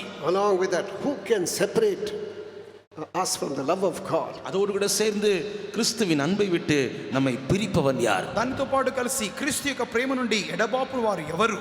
He started to cry. அதற்கு பிற்பாடு அவன் அழத் தொடங்கினான். అటు తర్వాత ఏడ్చుటకు ప్రారంభించాడు. A prison officer was using the Bible for a toilet paper. அங்கே இருக்கிறதான சிறை அதிகாரிகளில் ஒருவர் இந்த பைபிளை கிழித்து அவர் கழிவறை சுத்தம் செய்வதற்கு அவர் உபயோகப்படுத்தி வந்தார். ఆ యొక్క చెరసాలలో ఒక అధికారి తన యొక్క మరుగుదొడ్లను శుభ్రపరచుకునే నిమిత్తమై అతడు ఆ యొక్క బైబిల్ పేపర్ను ఉపయోగించేవాడు. So then Next day, he himself offered, "Can I wash the toilet today also?" அடுத்த நாள் இவனே முன் வந்து நாளைக்கும் நானே கழிப்பறை சுத்தம் செய்யட்டுமா என்று சிறை அதிகாரிகளிடத்தில் கேட்டான். తరువాత దినమందు ఇతడే వెళ్ళి అధికారి యొద్ద ఈ దినము కూడా నేను మరుగుదొడ్లు శుభ్రం చేసే పని చేస్తానని అడిగినాడు. He had a collection of the book of Romans and other parts of the Bible. அப்படி தினந்தோறும் கழிப்பறை சுத்தம் செய்து அவன் ரோமருக்கு எழுதின நிருபம் முழுவதும் இன்னும் வேதத்தினுடைய சில பகுதிகளை அப்படியே சேர்த்து சேகரித்து கொண்டான். ఆ విధముగానే ప్రతి దినమందు అతడు మరుగుదొడ్లు శుభ్రం చేయు పని నిమిత్తమై వెళ్ళి రోమా పత్రికయు మరియు కొన్ని ఇతర బైబిల్ గ్రంథములను కొన్ని పుస్తకములను అతడు సేకరించి ఉన్నాడు. One more miracle happened. இன்னும் ஒரு அதிசயம் சம்பவித்தது. ఇంకొక అద్భుతం జరిగెను. When he repented and started praising God, அவன் மனம் திரும்பி மறுபடியுமாக ஆண்டவரை நோக்கி துதிகளை செலுத்தின பொழுது అతడు మారు మనసు పొంది తిరిగి దేవుని స్తుతించుటకు ప్రారంభించినప్పుడు then very soon, God, by godly heavenly providence or something, like, he was released from the jail. வெகு சீக்கிரமாக பரலோகத்தினுடைய வேலையாய்தான் இருக்கும் அவன் சிறையிலிருந்து வெளியே வந்தான். అతి త్వరలోనే పరలోకం యొక్క సహాయముతో అతడు త్వరలో నుండి విడుదలయ్యాను. God speaks to his people. தேவன் தம்முடைய ஜனத்தோட பேசுகிறார். దేవుడు తన జనులతో మాట్లాడుచున్నాడు. Even if the word of God is in the toilet also, it has got power. தேவனுடைய வார்த்தை கழிப்பறையில் இருந்தாலும் கூட அந்த வார்த்தையில் வல்லமை உண்டு. దేవుని యొక్క మాట మరుగుదొడ్డిలో ఉన్నప్పటికీ ఆ యొక్క మాటలో శక్తి కలదు. Shortly, God helped him to escape to America. சுருக்கமாக சில நாட்களுக்குள்ளாகவே தேவன் அவனை அமெரிக்காவுக்கு செல்லும்படியாக உதவி செய்தார். అతి త్వరలోనే అతడు అమెరికాకు పారిపోవు నిమిత్తమై సహాయం చేసి ఉండెను. Don't neglect to read your Bible. God speaks. These are God's words. நீங்கள் வேத வசனங்களை வாசிக்கிறதற்கு நீங்கள் அல்லல் தட்ட வேண்டாம். நீங்கள் அவைகளெல்லாம் தேவனுடைய வார்த்தைகளாக இருக்கிறது. வாஞ்சையோட வாசியுங்கள். పరిశుద్ధ గ్రంథమును చదువు నిమిత్తమై అలక్ష్యము చేయవద్దు. అది దేవుని యొక్క జీవము కలిగిన నోటి మాటలు. They are spoken by God. They are spoken from heaven. It's not from man. இவைகள் தேவன் உரைத்த வார்த்தைகள், பரலோகத்திலிருந்து வந்த வார்த்தைகள். இவைகள் மனுஷனுடைய வார்த்தைகள் அல்ல. అవన్నీ దేవుని యొద్ద నుండి పరలోకం యొద్ద నుండి మాట్లాడబడిన మాటలు, మనుషుని మాటలు కాదు. You know, in Latin, what is the meaning of the word gospel? நீங்கள் லத்தீன் மொழியில் சுவிசேஷம் என்கிறதான வார்த்தையினுடைய அர்த்தத்தை அறிந்திருக்கிறீர்களா? లాటిన్ భాషలో సువార్త అన్నటువంటి మాట యొక్క అర్థము మీకు తెలుసునా? It is God's spell. அது தேவனுடைய உச்சரிப்பு என்று சொல்லப்பட்டிருக்கிறது. అది దేవుని యొక్క ఉచ్చారణ. God's spell. They were put together and made gospel. அது தேவனுடைய உச்சரிப்பு. அதை தான் சேர்த்து சுவிசேஷம் என்று காஸ்பல் என்று சொல்லுகிறார்கள். దేవుని యొక్క ఉచ్చారణ అని చెప్పినటువంటి ఆ యొక్క మాటలను చేర్చే సువార్త గాస్పల్ అని చెప్పబడుచున్నది. And what do we read? Now God is speaking. God is speaking to you. God is speaking day after day from heaven. நாம் என்ன படிக்கிறோம்? தேவன் ஒவ்வொரு நாளும் நம்மோட பேசுகிறார். ஒவ்வொரு நாளும் ஆண்டவருடைய வார்த்தைகள் நமக்கு கொடுக்கப்பட்டு கொண்டே இருக்கிறது. ప్రతి దినమందు దేవుడు మనతో మాట్లాడుచునే ఉన్నారు. ప్రతి దినము దేవుని యొక్క వాక్కులు మనకు ఇవ్వబడుచునే ఉన్నవి. Praise be to God. தேவனுக்கு ஸ்தோத்திரம். దేవునికి స్తోత్రం. Read Job chapter 33 verse 15. யோபுவின் புத்தகம் 33ஆம் அதிகாரம் 15ஆம் வசனத்தை வாசியுங்கள். యోబు గ్రంథము 33:15 వాక్యము. మంచము మీద కునుకు సమయమున గాఢ నిద్ర పట్టినప్పుడు కలలో రాత్రి కలుగు స్వప్నములలో నరులు గర్విష్ఠులు కాకుండా చేయనట్లు తాము తలచిన కార్యము వారు మానుకొన చేయనట్లు. In the middle of the night, when you are fast asleep, God speaks to his people. நீங்கள் நடு ராத்திரியில் அயர்ந்து தூங்கிக் கொண்டிருக்கும் பொழுது கூட தேவன் உங்களோட பேசுகிறவராக இருக்கிறார். మధ్య రాత్రిలో గాఢ నిద్రలో కూడా దేవుడు మనతో మాట్లాడువారుగా ఉన్నారు. As a little boy, I was mischievous. I never used to pray, but except this prayer. நான் சிறு பையனாக இருக்கும் பொழுது சேட்டைக்காரனாக இருந்தேன். எப்பொழுதும் நான் ஜெபிக்கிறதில்லை. ஆனால் இந்த ஒரு ஜெபத்தை நான் தவறாமல் செய்து வந்தேன். చిన్న వయసులో తుంటరి పనులు చేస్తున్నప్పటికీ కూడా ప్రార్థన చేసే అలవాటు నాకు లేకపోయినప్పటికీ ఈ ప్రార్థన మటుకు తప్పనిసరిగా చేసేవాడిని. I was a 7-year-old boy also when we came into this fellowship. இந்த பரிசுத்தவான்களுடைய ஐக்கியத்துக்குள் எங்களுடைய குடும்பம் வந்த பொழுது நான் வெறும் 7 வயது சிறுவன். ఈ యొక్క సహవాసంలోనికి మేము వచ్చే సందర్భంలో నా వయసు 7 ఏండ్లు. I would always pray, Lord, tonight you should appear unto me in my dream. நான் ஒவ்வொரு நாள் படுக்கும் பொழுதும் சொல்லுவேன், ஆண்டவரே இன்றைக்கு இரவு என்னுடைய சொப்பனத்தில் நீர் வர வேண்டும், நான் உம்மை பார்க்க வேண்டும். పడుకొంటకు ముందుగా నేను ప్రార్థించే మాట, దేవా ఈ యొక్క నా రాత్రి కలలో నీవు నాతో రావాలి, నేను నిన్ను చూడాలి. Though I was mischievous, God appeared unto me a couple of times. நான் சேட்டைக்காரனாய் இருந்த போதிலும் இதை ஜெபம் செய்தபடினால் 2 முறையோ அல்லது 3 முறையோ தேவன் உண்மையாகவே சொப்பனத்தில் எனக்கு காட்சி அளித்திருக்கிறார். నేను తుంటరివానిగా ఉన్నప్పటికీ ఈ ప్రార్థనకు జవాబుగా 2-3 సార్లు నా యొక్క స్వప్నంలో దేవుడు నాకు కనబడెను. What does God speak to us? தேவன் என்ன பேசுகிறார் நம்மோடு? దేవుడు మనతో ఏం మాట్లాడుచున్నాడు? He says, you forsake your foolish ways. அவர் சொல்லுகிறார், உன்னுடைய பொல்லாத வழிகளை விட்டுவிடு என்று சொல்லுகிறார். నీ బుద్ధిహీనమైనటువంటి మార్గములు వదిలిపెట్టుము. As we read from the book of Proverbs chapter 8 verses 4 and 5. நம் நீதிமொழிகளின் புத்தகம் 8ஆம் அதிகாரம் 4ஆம் 5ஆம் வசனங்களில் இருந்து வாசிக்கிறது போல సామెతలు 8వ అధ్యాయము 4-5 వాక్యములో చదువుచున్నప్పుడు, How long will you remain in your foolishness?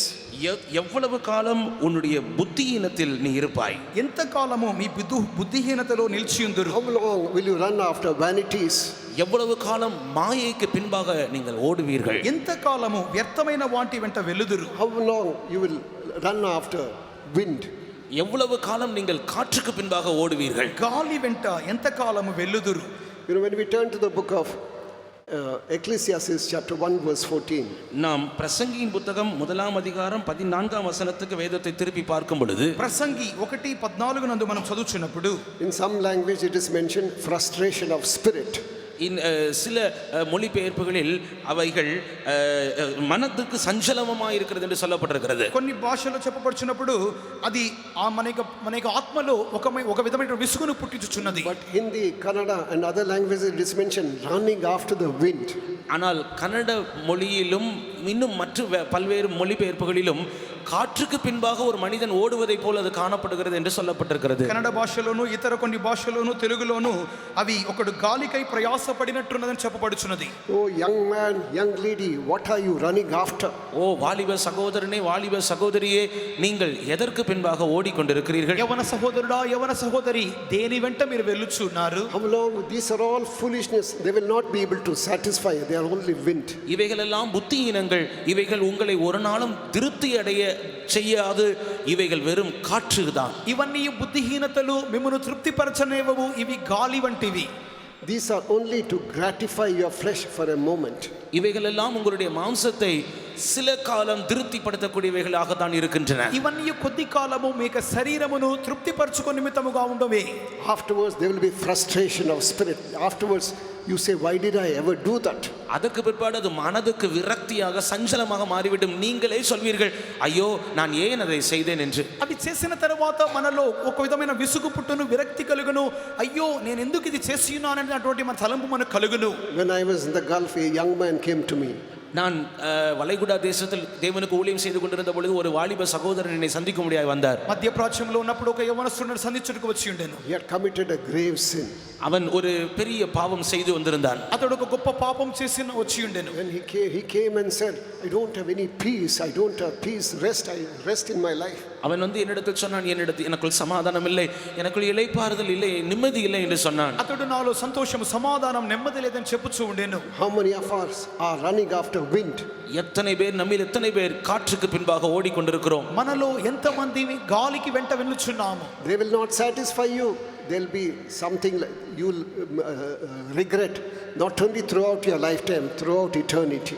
அவைகள் எல்லாம் உங்களுக்கு சமாதானத்தையோ சந்தோஷத்தையோ தரப்போகிறதில்லை. மாறாக நீங்கள் துக்கப்பட போகிறீர்கள். உங்கள் ஆயுள் காலம் முழுவதும் அல்ல, நித்தியமாய் அதை குறித்து துக்கப்பட போகிறீர்கள். అవన్నీ సంతోష సమాధానం మనకి ఇవ్వవు, కానీ అటు తర్వాత మనం దుఃఖపడు వారముగా ఉన్నాము. ఆయుష్ కాలమంతయు కాదు, కానీ నిత్యమంతయు దుఃఖపడు వారముగా ఉందుము. God speaks about a string of doctrines. தேவன் உபதேசங்களை சரளங்களாக நம்மோடு பேசுகிறார். దేవుడు మనను ఉపదేశములను సంపుటములుగా మాట్లాడుచున్నాడు. I don't have time to mention that. I'll just mention one verse about the doctrine of water baptism. Where has it come from? நான் எனக்கு எல்லா உபதேசங்களையும் சொல்வதற்கு எனக்கு சமயம் இல்லை. ஒரு உபதேசத்தை சொல்லுகிறேன், தண்ணீர் ஞானஸ்நான சத்தியம். அது எங்கே இருந்து வந்தது? ఉపదేశములని చెప్పుటకు సమయం లేదు, ఒకటి మాత్రం మాట్లాడుదును. బాప్తిస సత్యము ఎక్కడి నుండి వచ్చినది? When we turn to the book of Matthew chapter 21 verse 25. மத்தேயு எழுதின சுவிசேஷம் 21ஆம் அதிகாரம் 25ஆம் வசனத்துக்கு நேராக வேதத்தை திருப்புவோம். మత్తయి సువార్త 21వ అధ్యాయము 25వ వాక్యం వైపుగా మనం చదువుచున్నప్పుడు, Kindly don't take any videos or photographs. தயவு செய்து வீடியோஸ் போட்டோகிராஃப்ஸ் எடுக்க வேண்டாம். దయచేసి వీడియోలు కానీ ఫోటోలు కానీ తీయకూడదు. Praise be to God. தேவனுக்கு ஸ்தோத்திரம். దేవునికి స్తోత్రం. Matthew 21. యోహాను ఇచ్చిన బాప్తిస్మము ఎక్కడి నుండి కలిగినది, పరలోకము నుండి కలిగినదా, మనుషుల నుండి కలిగినదా అని వారిని అడిగాను. వారు మనము పరలోకము నుండి అని చెప్పితిమా. ఆయన అలాగైతే మీరెందుకు అతని నమ్మలేదని మనలను అడుగును. Enough. Now there is a question. Jesus puts a question. இப்பொழுது இயேசு அவர்களுக்கு ஒரு கேள்வியை போடுகிறார். యేసు అక్కడ వారిని ఒక ప్రశ్న అడుగుచున్నాడు. The doctrine of water baptism, has it come from heaven or from the earth? தண்ணீர் ஞானஸ்நான உபதேசம் அது வானத்திலிருந்து தேவனிடத்திலிருந்து வந்ததா அல்லது மனுஷரிடத்திலிருந்து வந்ததா? బాప్తిస్మ ఉపదేశం అన్నది పరలోకం నుండి వచ్చినదా, భూమి నుండి కలిగినదా? Praise be to God. దేవునికి స్తోత్రం. దేవునికి స్తోత్రం. There is something called baptism. There is something called baptism according to the word of God. ஞானஸ்நானம் என்கிறதான ஒன்று உண்டு, தேவனுடைய வார்த்தையின்படியான ஞானஸ்நானம் என்கிறதான மற்றொன்று உண்டு. బాప్తిస్మం అన్నది ఒకటి కలదు, అదే సందర్భంలో వాక్య ప్రకారమైన బాప్తిస్మం ఒకటి కలదు. Anyone who has not taken water baptism, you got the last chance tomorrow. யாராகிலும் தண்ணீர் ஞானஸ்நானத்துக்கு ஒப்பு கொடுக்காதவர்கள் இருப்பீர்கள் என்றால் இதுதான் கடைசி சந்தர்ப்பம், தருணம், உபயோகப்படுத்திக் கொள்ளுங்கள். ఇంకను ఎవరైనా బాప్తిస్మం పొందని వారుగా ఉన్నట్లయితే దయచేసి రేపటి దినమే చివరి అవకాశము, తప్పక పొందుడి. You may take 100 baptism, unless it is the baptism according to the word of God, it is not baptism at all. நீங்கள் 100 ஞானஸ்நானம் எடுக்கலாம், ஆனால் தேவனுடைய வார்த்தையின்படியான ஞானஸ்நானம் ஒன்றை நீங்கள் எடுக்காத பட்சத்தில் இந்த 100 ஞானஸ்நானம் பிரயோஜனம் இல்லாமல் போய்விடும். మీరు 100 బాప్తిస్మములు పొంది ఉండవచ్చును, కానీ దేవుని యొక్క వాక్య ప్రకారమైన బాప్తిసం పొందనట్లయితే 100 వ్యర్థమే. My mother took 3 water baptisms. என்னுடைய தாய் 3 தண்ணீர் ஞானஸ்நானம் எடுத்திருக்கிறார்கள். మా యొక్క తల్లి గారు 3 సార్లు బాప్తిసం పొంది ఉన్నారు. First he took an infant baptism when she was in CSI. அவர்கள் சிஎஸ்ஐ சபையில் இருந்த பொழுது குழந்தை ஞானஸ்நானம் பெற்றுக்கொண்டார்கள். సిఎస్ఐలో ఉన్నప్పుడు చంటి బిడ్డల బాప్తిసం పొంది ఉన్నారు. Then after one more baptism. அதற்கு பிற்பாடு இன்னும் ஒரு ஞானஸ்நானம். తర్వాత ఇంకొక బాప్తిస్మం. She was not satisfied. அதெல்லாம் அவர்களுக்கு திருப்தி வரவில்லை. అందులో ఆమె తృప్తి పొంది ఉండలేదు. Then finally she took baptism from our pastors. கடைசியாக நம்முடைய பாஸ்டர்மாரிடத்தில் அவர்கள் ஞானஸ்நானம் எடுத்துக்கொண்டார்கள். చివరిగా మనక పాస్టర్ గారి యొద్ద బాప్తిసం పొంది ఉండిరి. It is something which is spoken from heaven. Has it come from heaven on earth? Pharisees could not reply for that. இது பரலோகத்திலிருந்து வந்ததா அல்லது பூமியிலிருந்து வந்ததா என்கிற கேள்விக்கு பரிசேயர்களால் பதில் சொல்லக்கூடாமல் போயிற்று. ఇది పరలోకం నుండి వచ్చినదా లేక భూమి నుండి కలిగినదా అన్న మాటకు పరిసయ్యులు జవాబు చెప్పలేకపోయిరి. Verily, verily I say unto you, unless you are born of water and of spirit, you cannot enter into the kingdom of God. ஒருவன் ஜலத்தினாலும் ஆவியினாலும் பிறவாவிட்டால் தேவனுடைய ராஜ்யத்துக்குள் பிரவேசிக்க மாட்டான் என்று மெய்யாகவே மெய்யாகவே உங்களுக்கு சொல்லுகிறேன். ఒకటి నీటి మూలముగాను ఆత్మ మూలముగాను జన్మించితేనే గాని దేవుని రాజ్యంలో ప్రవేశింపనేరడని నిశ్చయముగా చెప్పుచున్నాను. Next, the Holy Ghost, where has it come from? இரண்டாவதாக பரிசுத்த ஆவியானவர் அவர் எங்கே இருந்து வந்தார்? తరువాతదిగా పరిశుద్ధాత్ముడు ఎక్కడి నుండి వచ్చి ఉన్నాడు? When we turn to the book of Luke chapter 24 verse 49. லூக்கா எழுதின சுவிசேஷம் 24ஆம் அதிகாரம் 49ஆம் வசனத்தை வாசிக்கும் பொழுது, లూకా సువార్త 24వ అధ్యాయము 49వ వాక్యములో చదువుచున్నప్పుడు, ఇదిగో నా తండ్రి వాగ్దానము చేసినది మీ మీదకి పంపుచున్నాను, మీరు పైనుండి శక్తి పొందు వరకు పట్టణములో నిలిచి ఉండుడని వారితో చెప్పెను. Read in English also, please. And behold, I send the promise of my Father upon you, but tarry ye in the city of Jerusalem until ye be endued with power from on high. From heaven, is power from heaven. உன்னதத்திலிருந்து பரலோகத்திலிருந்து வருகிற பலன், పరలోకము నుండి శక్తి పొందు వరకు. Dear child of God, all those who have received Holy Spirit, shout hallelujah. யாரெல்லாம் பரிசுத்தாவின் அபிஷேகம் பெற்றிருக்கிறீர்களோ சத்தமாக ஒரு அல்லேலூயா சொல்லுங்கள். అభిషేకం పొందిన వారు బిగ్గరగా హల్లెలూయా చెప్పండి. All those who have not received the Holy Spirit, you see that you attend 10 o'clock prayer. Don't miss that tarrying meeting. அபிஷேகம் பெறாதவர்கள் தயவு செய்து இன்று இரவு நடக்கிற அந்த 10 மணி காத்திருப்பு கூட்டத்தில் கலந்து கொண்டு அபிஷேகத்தை பெற்றுக்கொள்ளுங்கள். ఇంకను అభిషేకం పొందని వారు ఎవరైనా ఇక్కడ ఉన్నట్లయితే ఈ రోజు రాత్రి జరిగే 10 గంటల కనిపెట్టే కూటంలో మీరు తప్పక పాలు పొంది అభిషేకం పొందాలి. I will pour out of my spirit upon all flesh is the promise of God. இதோ மாம்சமான யாவர் மேலும் என்னுடைய ஆவியை ஊற்றுவேன் என்பதல்லவோ தேவனுடைய வாக்குத்தத்தமாய் இருக்கிறது. సర్వ శరీరం మీదను నా ఆత్మను కుమ్మరించనున్నది దేవునికి వాగ్దానముగా ఉన్నది కదా. Some say that it is demonic power. சிலர் இது பிசாசுனுடைய வல்லமை என்று சொல்கிறார்கள். కొంతమంది అంటున్నారు దయ్యములకి శక్తి అంటున్నారు. Word of God says it comes from heaven. தேவனுடைய வார்த்தை சொல்கிறது இது பரலோகத்திலிருந்து இறங்கி வருகிற பலன். దేవునికి వాక్యం చెప్పుచున్నది పై నుండి వచ్చు పరలోకం నుండి వచ్చు శక్తి. There are no demonic powers in heaven, you must understand. பரலோகத்தில் எந்த விதமான பிசாசுனுடைய சக்திகளும் இல்லை என்பதை நீங்கள் புரிந்து கொள்ள வேண்டும். పరలోకములో ఎటువంటి దయ్యపు శక్తులు లేవని మీరు గ్రహించాలి. You ask the Lord, You know, often I mention, you just ask God, if there is something called Holy Spirit, I would like to have that. நான் அடிக்கடி விதமாய் சொல்வதுண்டு, நீங்கள் ஆண்டவரிடத்தில் இப்படி கேளுங்கள், ஆண்டவரே பரிசுத்த ஆவி என்று ஒன்று உண்டானால் அதை எனக்கு தாரும், என்மேல் அதை போடும். తరచుగా నేను ఈ విధముగా చెప్పుదును, ప్రభువా పరిశుద్ధాత్మ అన్నది ఏదైనా ఒక కార్యం నిజముగా ఉన్నట్లయితే అది నా మీద కుమ్మరించమని మీరు అడుగుడి. Millions are receiving the Holy Spirit throughout the world. உலகம் முழுவதும் அநேகர் இந்த நாட்களில் பரிசுத்த ஆவியை பெற்றுக்கொண்டே இருக்கிறார்கள். ఇక దినాలలో సర్వలోకములో లక్షల కొలది మంది అభిషేకం పొందుతూనే ఉన్నారు. Wait in the presence of God and receive that Holy Spirit. தேவனுடைய சமூகத்தில் காத்திருந்து பரிசுத்த ஆவியின் அபிஷேகத்தை பெற்றுக்கொள்ளுங்கள். దేవునికి సన్నిధానంలో కనిపెట్టి పరిశుద్ధాత్మిక అభిషేకమును పొందుడి. I remember the day that I was anointed with the Holy Spirit. பரிசுத்த ஆவியின் அபிஷேகத்தினால் அபிஷேகம் பண்ணப்பட்ட நாளை நான் நினைவு கூறுகிறேன். పరిశుద్ధాత్మతో నేను అభిషేకింపబడిన యొక్క దినమును జ్ఞాపకం చేసుకొనుచున్నాను. I had to wait almost for 3.5 years. 3.5 வருடங்கள் நான் பரிசுத்த ஆவியின் அபிஷேகத்துக்காக காத்திருக்க வேண்டியதா இருந்தது. 3.5 సంవత్సరములు నేను అభిషేకం కొరకు కనిపెట్టవలసి వచ్చెను. One day I had gone along with a servant of God. We went to the ground and then I prayed and God anointed me with the Holy Spirit. ஒரு தேவனுடைய ஊழியக்காரருடைய உதவியோடு கூட நானும் அவருமாக சேர்ந்து ஒரு மைதானத்தில் போய் காத்திருந்தோம். அன்றைக்கு தான் நான் பரிசுத்த ஆவியின் அபிஷேகத்தை பெற்றுக்கொண்டேன். ఒక సేవకునికి సహాయముతో నేనును ఆయనను ఒక గ్రౌండ్ కు వెళ్లి కనిపెట్టి ఆ దినముతో ప్రార్థించి అభిషేకం పొందుకొని ఉన్నాను. You need not go to the ground. You can wait at home and receive. நீங்கள் அதற்காக ஒரு மைதானத்தை தேடி போக வேண்டாம். உங்களுடைய வீட்டில் இருங்கள், அங்கேயே கர்த்தர் உங்களை அபிஷேகம் பண்ணுவார். అభిషేకం పొందు నిమిత్తమై మీరు ఏదో ఒక మైదానమును వెదకి వెళ్ళవలసిన అవసరం లేదు. ఇంటిలో ఉండి కనిపెట్టినట్లయితే చాలు, దేవుడు మీకు దయచేయును. We all know that verse in the book of Luke chapter 11 verse 13.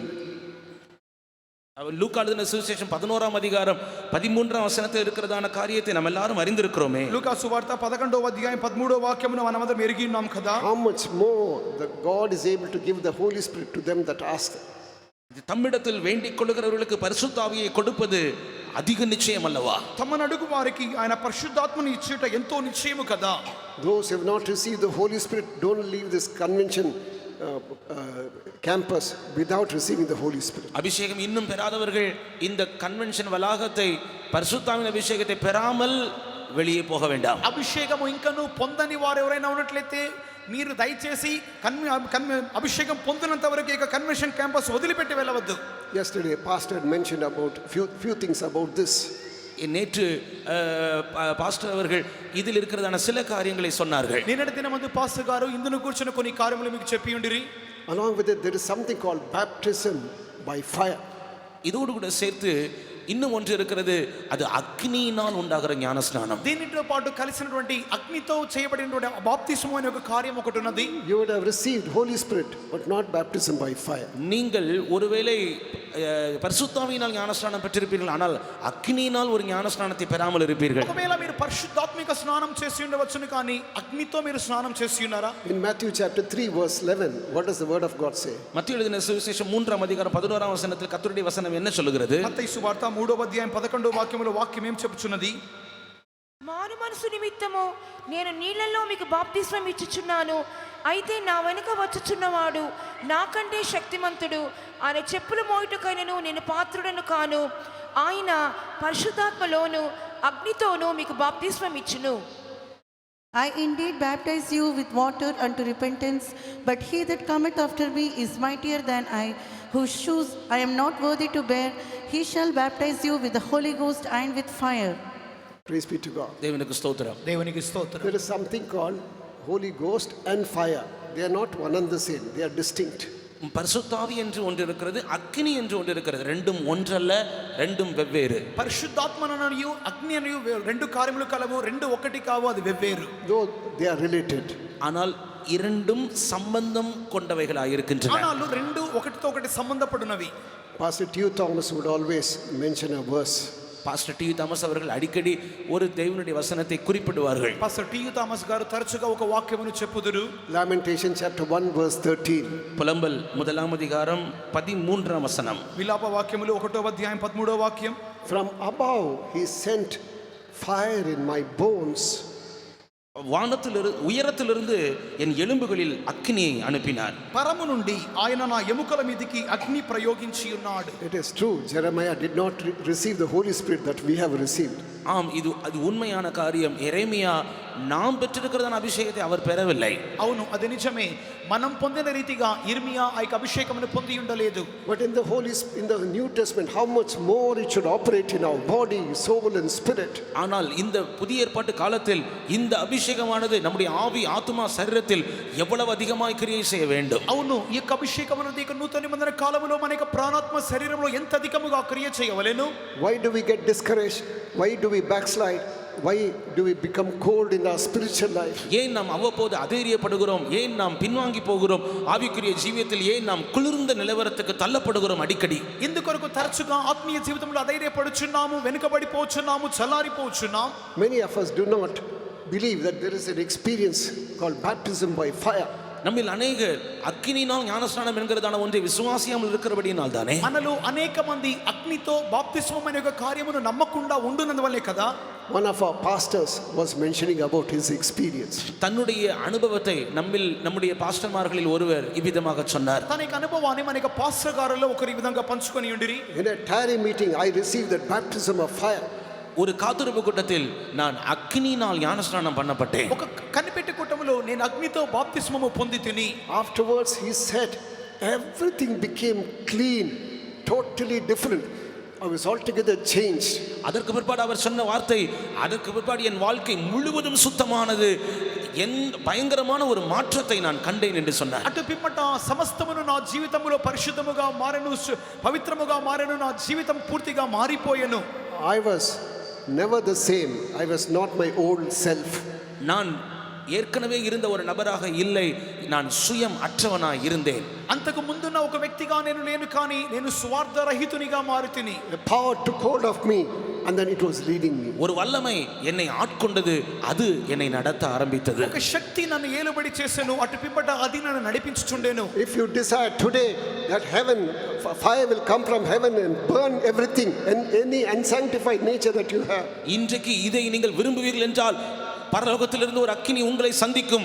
உங்களுக்குள் இருக்கிறதான పరిశుద్ధమాக்கப்படாத சுபாவங்கள் எல்லாம் உங்களை விட்டு அகன்று போகும். దీనిని మీరు కోరినట్లయితే ఈ దినమందు పరలోకము నుండి ఒక అగ్ని వచ్చి మిమ్మల్ని సందర్శించును, అది మీలో కాల్చబడిన ప్రతి స్వభావమును శుద్ధీకరించును. As you heard some time back, so then fire, it's a type, and that is fire from during time of Elijah came down and burnt the sacrifice. கொஞ்ச நேரத்துக்கு முன்னாடி நீங்கள் கேட்டீர்களே, எலியாவின் நாட்களில் ஒரு அக்கினி வானத்திலிருந்து இறங்கி வந்தது. కొద్దిసేపు ముందుగా మీరు వినిన్నారు కదా, ఏలియా దినములలో ఒక అగ్ని దిగి వచ్చెను. Today can God do that again? தேவன் இன்றைக்கு மறுபடியும் அதை செய்ய வல்லவராய் இருக்கிறார் தானே. ఈ యొక్క దినమందు కూడా మరొకసారి దేవుడు దాన్ని చేయవాడిగా ఉన్నారు కదా. In 1 Chronicles chapter 21 verse 26, he has done it during David's time. முதலாம் நாளாகமம் 21ஆம் அதிகாரம் 26ஆம் வசனத்தில் தாவீதினுடைய நாட்களில் தேவன் அதை செய்தார். మొదటి దినవృత్తాంతములో 21వ అధ్యాయము 26వ వాక్యములో దావీదు దినముల్లో కూడా దేవుడు దాన్ని చేసి ఉండెను. In 2 Chronicles chapter 7 verse 1, during Solomon's time, fire came from heaven. ரெண்டு நாளாகமம் 7ஆம் அதிகாரம் 1ஆம் வசனத்தில் சாலமோனுடைய நாட்களிலும் கூட வானம் திறக்கப்பட்டது, வானத்திலிருந்து அக்கினி கீழே இறங்கி வந்தது. రెండవ దినవృత్తాంతములో 7వ అధ్యాయం మొదటి వాక్యములో కూడా సొలొమోను దినములో అతడు ప్రార్థించగా అగ్ని దిగి వచ్చెను. Some of you would have heard about a person called Blaise Pascal. He was a French scientist. ஒரு பிரெஞ்சு தேசத்தை சேர்ந்ததான விஞ்ஞானி ஒருவரை குறித்து நீங்கள் கேள்விப்பட்டிருப்பீர்கள். ఫ్రెంచ్ దేశం చెందిన ఒక శాస్త్రజ్ఞుడు బ్లైస్ పాస్కల్ అనే ఒక వ్యక్తిని గురించి విని ఉండవచ్చును. His name was Blaise Pascal. Those who have studied science, you know about the Pascal law. நீங்கள் அறிவியல் படிக்கிறவர்கள் அந்த பாஸ்கல் லாவை நீங்கள் அறிந்திருப்பீர்கள். அவருடைய பெயர் பிளேஸ் பாஸ்கல். ఒక సైన్స్ చదువుతున్న వారికి తెలుసును బ్లైస్ పాస్కల్ లా కనిపెట్టిన వ్యక్తి. He gave his life to the Lord. அவன் தன்னுடைய வாழ்க்கையை ஆண்டவருக்கு என்று ஒப்பு கொடுத்த பொழுது తన జీవితమును దేవునికి సమర్పించినప్పుడు He is known as the father of computers. அவன் கணினியின் தகப்பன் என்கிறதான அளவுக்கு அவன் உயர்த்தப்பட்டான். అతడు కంప్యూటర్ యొక్క తండ్రి అని చెప్పినటువంటి స్థాయికి హెచ్చింపబడెను. In 1654 1654ஆம் ஆண்டில் 1654వ సంవత్సరములో so then he received that at home.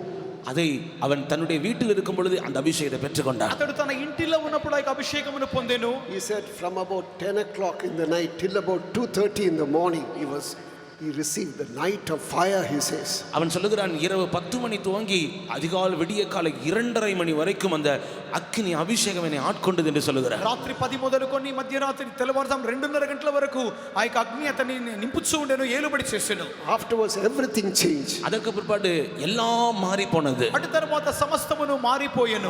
And then afterwards, he was fire for the Lord. அதற்கு பிற்பாடு கர்த்தருக்கென்று அவன் அக்னியாக மாறினான். అటు పిమ్మట అతడు దేవుని కొరకు అగ్నిగానే ఉండెను. So many of his mathematical equation, they are wonderful, they say. அவன் கண்டுபிடித்ததான கணிதத்தில் இருக்கிறதான அநேக ஈக்குவேஷன்ஸ் அது ஆச்சரியமானவைகள் என்று அநேகர் சொல்லிக் கொள்கிறார்கள். అతడు కనిపెట్టిన గణిత సమీకరణలు ఆశ్చర్యకరముగా ఉండని అనేకులు చెప్పుదురు. Even when he was 17-year-old, he was a genius. அவன் 17 வயது நிறைந்தவனாக இருந்த பொழுதே அவன் மிகுந்த பெரிய ஒரு அறிவாளியாக காணப்பட்டான். అనేక 17వ ఏట అతడు ఒక పెద్ద మేధావిగా ఉండెను. He lived only for 39 years, but he set the world aflame. ஆனால் அவன் ஒரு 39 வருஷம் வரை தான் வாழ்ந்தான். ஆனால் முழு உலகத்தையும் அக்னியாக மாற்றினான். అతడు 39 సంవత్సరములు మాత్రమే జీవించను, కానీ సర్వలోకములో తనకి అగ్ని జ్వాలను వ్యాపింపజేసెను. Do you want that fire even now? இப்பொழுதும் அந்த அக்னி உங்களுக்கு தேவையா? ఇప్పుడు కూడా ఆ అగ్ని మనకు కావాలేనా? How many of you say, I'm not satisfied with the anointing that I have? Shout hallelujah. எனக்கு இருக்கிற அபிஷேகம் எனக்கு போதாது என்று சொல்லுகிறவர்கள் ஒரு அல்லேலூயா சொல்லுங்கள். ఇప్పుడు నాకున్న అభిషేకం నాకు చాలదు, నేను తృప్తి నందుటలేని చెప్పువారు మాత్రం హల్లెలూయా చెప్పండి. Devil will come and speak in your ears. பிசாசு வந்து உங்களுடைய காதுகளில் விதமாய் பேசுவான். అపవాది మీకు చెవులలో ఈ రీతిగా మాట్లాడును. You are unholy. You're fallen person. You have committed that mistake, this mistake. நீ ஒரு அசுத்தவான், நீ விழுந்து போன ஒருவன், நீ அந்த தவறு செய்திருக்கிறாய், இந்த தவறு செய்திருக்கிறாய் என்று சொல்லுவான். నీవు అపవిత్రుడవు, నీవు పడిపోయిన వ్యక్తివి, నీవు పలు తప్పులు చేసినావని చెప్పును. All that he wants is to keep you away from God. இவைகள் எல்லாம் அவன் எதற்கு சொல்லுகிறான் தெரியுமா? நீங்கள் எப்படியாகிலும் தேவனை விட்டு தூரமாய் போக வேண்டும் என்பதற்காக தான். నీవు ఏ రీతిగా Devil wants to keep you away from God. எப்படியாகிலும் பிசாசு உங்களை தேவனை விட்டு தூரமாக வைக்க வேண்டும் என்பதற்காக தான் பிரயாசப்படுகிறான். నిన్ను ఏ రీతిగానైనా దేవుని యొద్ద నుండి దూరపరచవలనని అపవాది ఈ రీతిగా చెప్పును. God wants you to draw closer to him. ஆனால் தேவனோ உன்னை தன்னண்டையில் கிட்டி சேர்க்க விரும்புகிறார். కానీ దేవుడైతే నిన్ను ఆయనకు సమీపస్తునిగా మార్చగోరుచున్నాడు. Why has the Lord brought you here?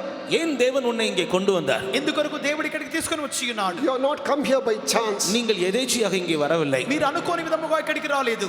Sometimes you may not have any understanding about God at all. நீங்கள் ஒருவேளை தேவனை பற்றி எந்த புரிந்து கொள்ளுதலும் இல்லாதவர்களாக இருக்கலாம். ఒకవేళ దేవుని గురించి ఏ విధముగానూ అర్థం చేసుకోలేని వారిగా మీరు ఉండవచ్చును. I happen to hear about the testimony of Pastor Selvam, who has gone to be with the Lord. தேவனோடு கூட இருக்கும்படியாக சென்றிருக்கிறதான பாஸ்டர் செல்வம் அவர்களை குறித்ததான ஒரு சாட்சியை நான் விதமாக கேள்விப்பட்டேன். ప్రభుతో పాటు ఉండు నిమిత్తమై వెళ్ళిపోయిన పాస్టర్ సెల్వం గారి గురించి సాక్ష్యం నేను వినిగినాను. He was a non-Christian. He did not know anything about Christ. அவர் கிறிஸ்தவத்தை சேர்ந்தவர் அல்ல. கிறிஸ்துவை பற்றி எந்த காரியமும் அவருக்கு தெரியாது. అతడు క్రైస్తవుడిగా లేకపోయాను. ఆ క్రైస్తవత్వం గురించి ఏమీ ఆయనకు తెలియకుండా ఉండేను. He had a timber shop close to Rayapetta Faith Home. அவர் ராயப்பட்ட விசுவாச வீட்டிற்கு பக்கத்தில் இருக்கிறதான அந்த மரக்கடைக்கு பக்கத்தில் தான் அவர் இருந்தார். రాయపేట ఫెయిత్ హోమ్ కు ప్రక్కన ఒక మర చెక్కల అంగడి కట్టెల అంగడి పెట్టుకొని ఉండేను. He casually went to the tarrying meeting and he was seated in the end. அவர் சாதாரணமாக ஒரு நாள் காத்திருப்பு கூட்டத்துக்கு போய் அந்த ராயப்பட்ட விசுவாச வீட்டில் பின்பாக உட்கார்ந்து கொண்டார். సాధారణంగా వెళ్ళి రాయపేట విశ్వాస గృహములో ఆ కనిపెట్టే కుటుంబంలో వెనుక భాగంలో కూర్చొని ఉండేను.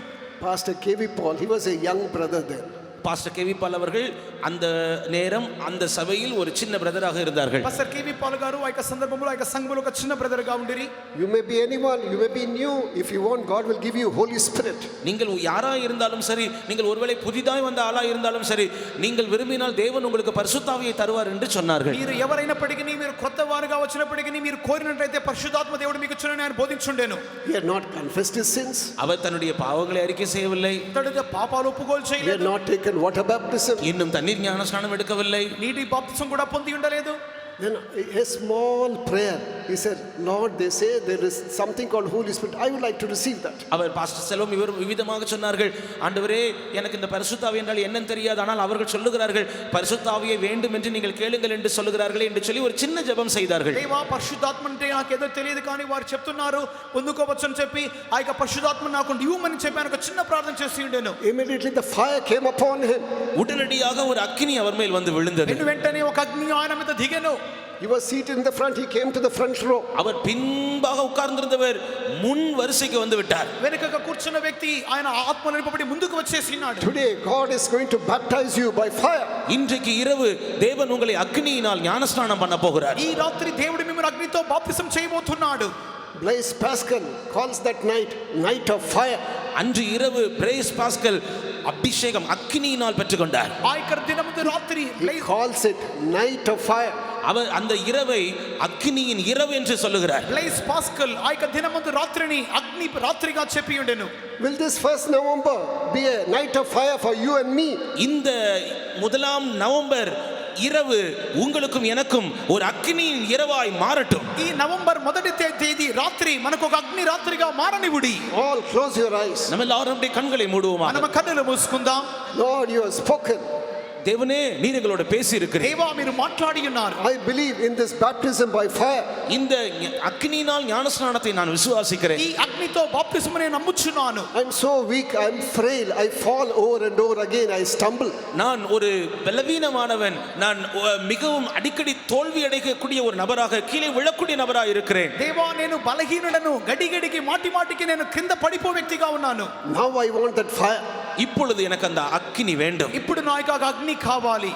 Youngsters, if you can be on your knees for 5 minutes. வாலிபர்கள் உங்களால் முடிந்தால் 5 நிமிடங்கள் முழங்காலில் நில்லுங்கள். యవనస్తులుగా ఉన్నవారు మీ వలన వీలైతే ఒక 5 నిమిషాలు మోకరించుడి. You take this as a word of prophecy. இது ஒரு தீர்க்கதரிசன வார்த்தை என்று நீங்கள் எடுத்துக்கொள்ளுங்கள். ఇది ఒక ప్రవచన వాక్యముగా మీరు తీసుకొనుడి. It is now or never. இப்பொழுது இல்லை என்றால் எப்பொழுதும் இல்லை. పొందుతే ఇప్పుడు, లేకపోతే ఇక మీదట లేదు. If you have got anything which is pricking your heart, ஒருவேளை ஏதாவது உங்களுடைய இருதயத்தை குத்தி கொண்டிருக்கும் என்றால், మీ హృదయమును గుచ్చుచున్న కార్యం ఏదైనా ఉన్నట్లయితే confess them to the Lord right now. இப்பொழுதே அதை ஆண்டவரிடத்தில் வாயை திறந்து அறிக்கை செய்து விடுங்கள். ఇప్పుడే దేవుని యొద్ద ఒప్పుకోలు చేయుడి. Lord, I want that baptism by fire. ஆண்டவரே, அந்த அக்கினியினால் ஞானஸ்நானம் என்று ஒன்று சொல்லுகிறார்களே, அது எனக்கு வேண்டும். దేవా అగ్నితో బాప్తిసం అంటున్నారే, అది నాకు కావాలి. Don't be bothered about your sickness. உன்னுடைய வியாதியை குறித்து நீ கவலைப்படாதே. వ్యాధిని గురించి మీరు కలత నొందవద్దు. When this anointing comes upon you, that will be burnt up also. இந்த அபிஷேகம் உன்மேல் வந்து இறங்கும் பொழுது அந்த வியாதியை அது சுட்டெரித்து விடும். ఆ యొక్క అగ్ని అభిషేకం దిగినప్పుడు వ్యాధిని అది కాల్చివేయును. Lord, I want that fire. கர்த்தாவே, எனக்கு அந்த அக்கினி வேண்டும். దేవా నాకు అగ్ని కావాలి. Even children, close your eyes. எல்லாரும் உங்களுடைய கண்களை மூடுங்கள். చిన్న పిల్లలు కూడా కన్నులు మూసుకోండి.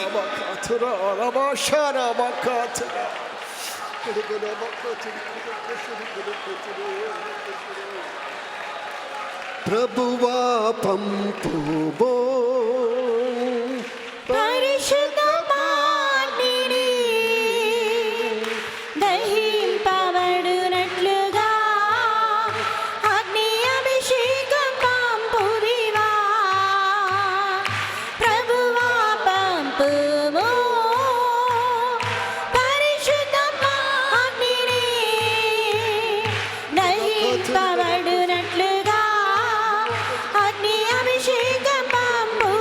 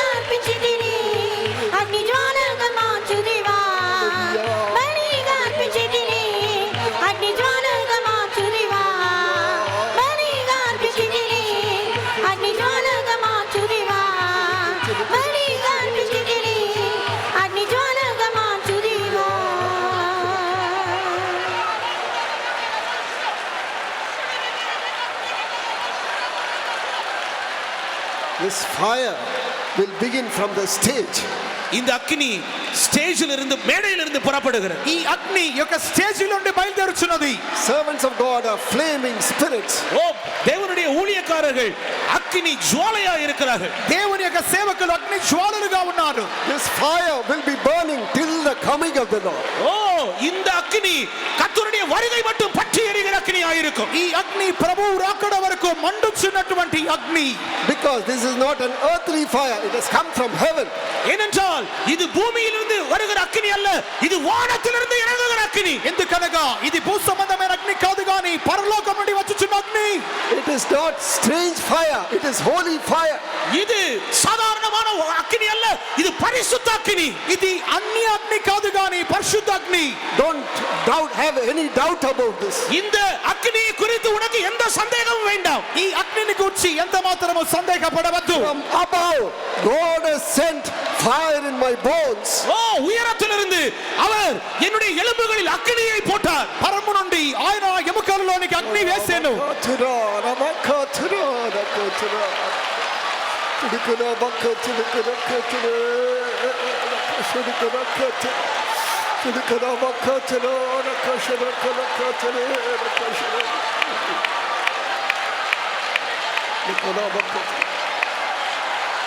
Sin cannot stand before this fire. இந்த அக்கினிக்கு முன்பாக பாவம் நிற்க முடியாது. పాపము ఈ అగ్ని ఎదుట నిలబడ నేరదు. Lust cannot stand before this fire. இந்த அக்கினிக்கு முன்பாக இச்சை நிற்க முடியாது. ఆశ ఈ యొక్క అగ్ని ఎదుట నిలబడలేదు. Power of witchcraft cannot stand before this fire. இந்த அக்கினிக்கு முன்பாக பில்லி சூனிய வல்லமைகள் நிற்பதில்லை. చేతబడి శక్తులు ఈ అగ్ని ఎదుట నిలబడ నేరవు. No sickness can stand before this fire. இந்த அக்கினிக்கு முன்பாக எந்த வியாதியும் நிற்க முடியாது. ఈ అగ్ని ఎదుట ఏ వ్యాధి నిలువ చాలదు. You are healed, go in peace. நீ குணமாக்கப்பட்டாய், சமாதானத்தோடு வீட்டுக்கு போ. నీవు బాగయ్యున్నావు, సమాధానముతో ఇంటికి వెళ్ళవు. See that you receive this fire and go from here. இந்த இடத்தை விட்டு புறப்படுவதற்கு முன்னதாக இந்த அக்கினியை பெற்றவர்களாய் செல்லுங்கள். ఈ ఇక్కడ నుండి బయలుదేరినప్పుడు అగ్నితో మీరు బయలుదేరుడి.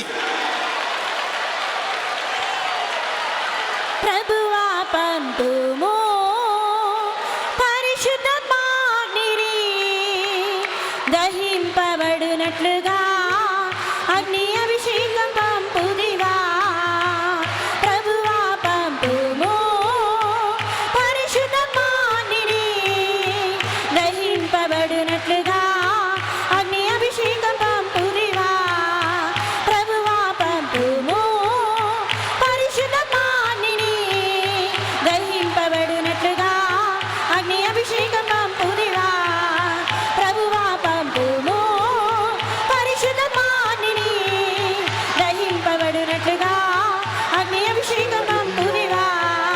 ప్రభువా పంపుము పరిశుద్ధాత్మాగ్నిని దహింపబడునట్లుగా అగ్ని అభిషేకం పంపుదివా.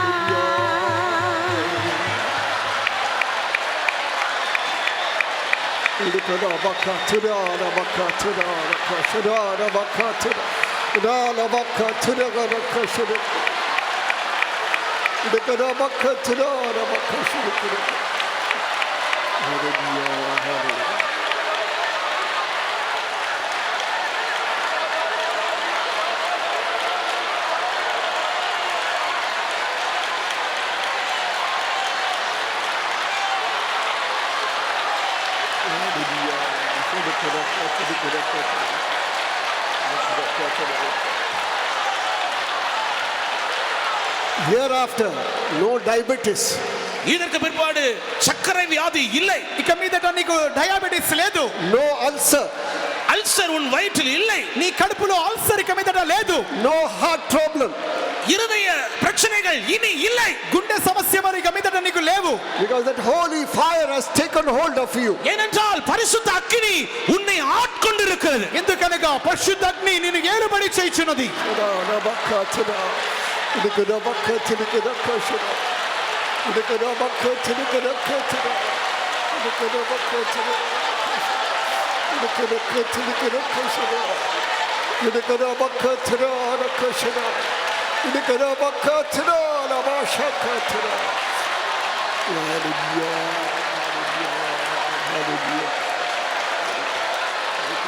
Praise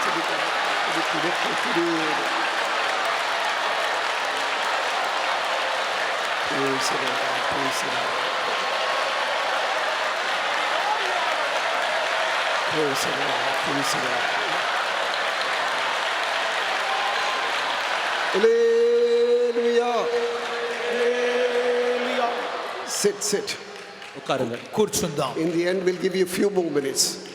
முடிவில் இன்னும் சில நிமிடங்கள் நான் உங்களுக்கு தருகிறேன். ఇంకను ముగింపులో కొద్ది నిమిషములు మీకు ఇచ్చుదును.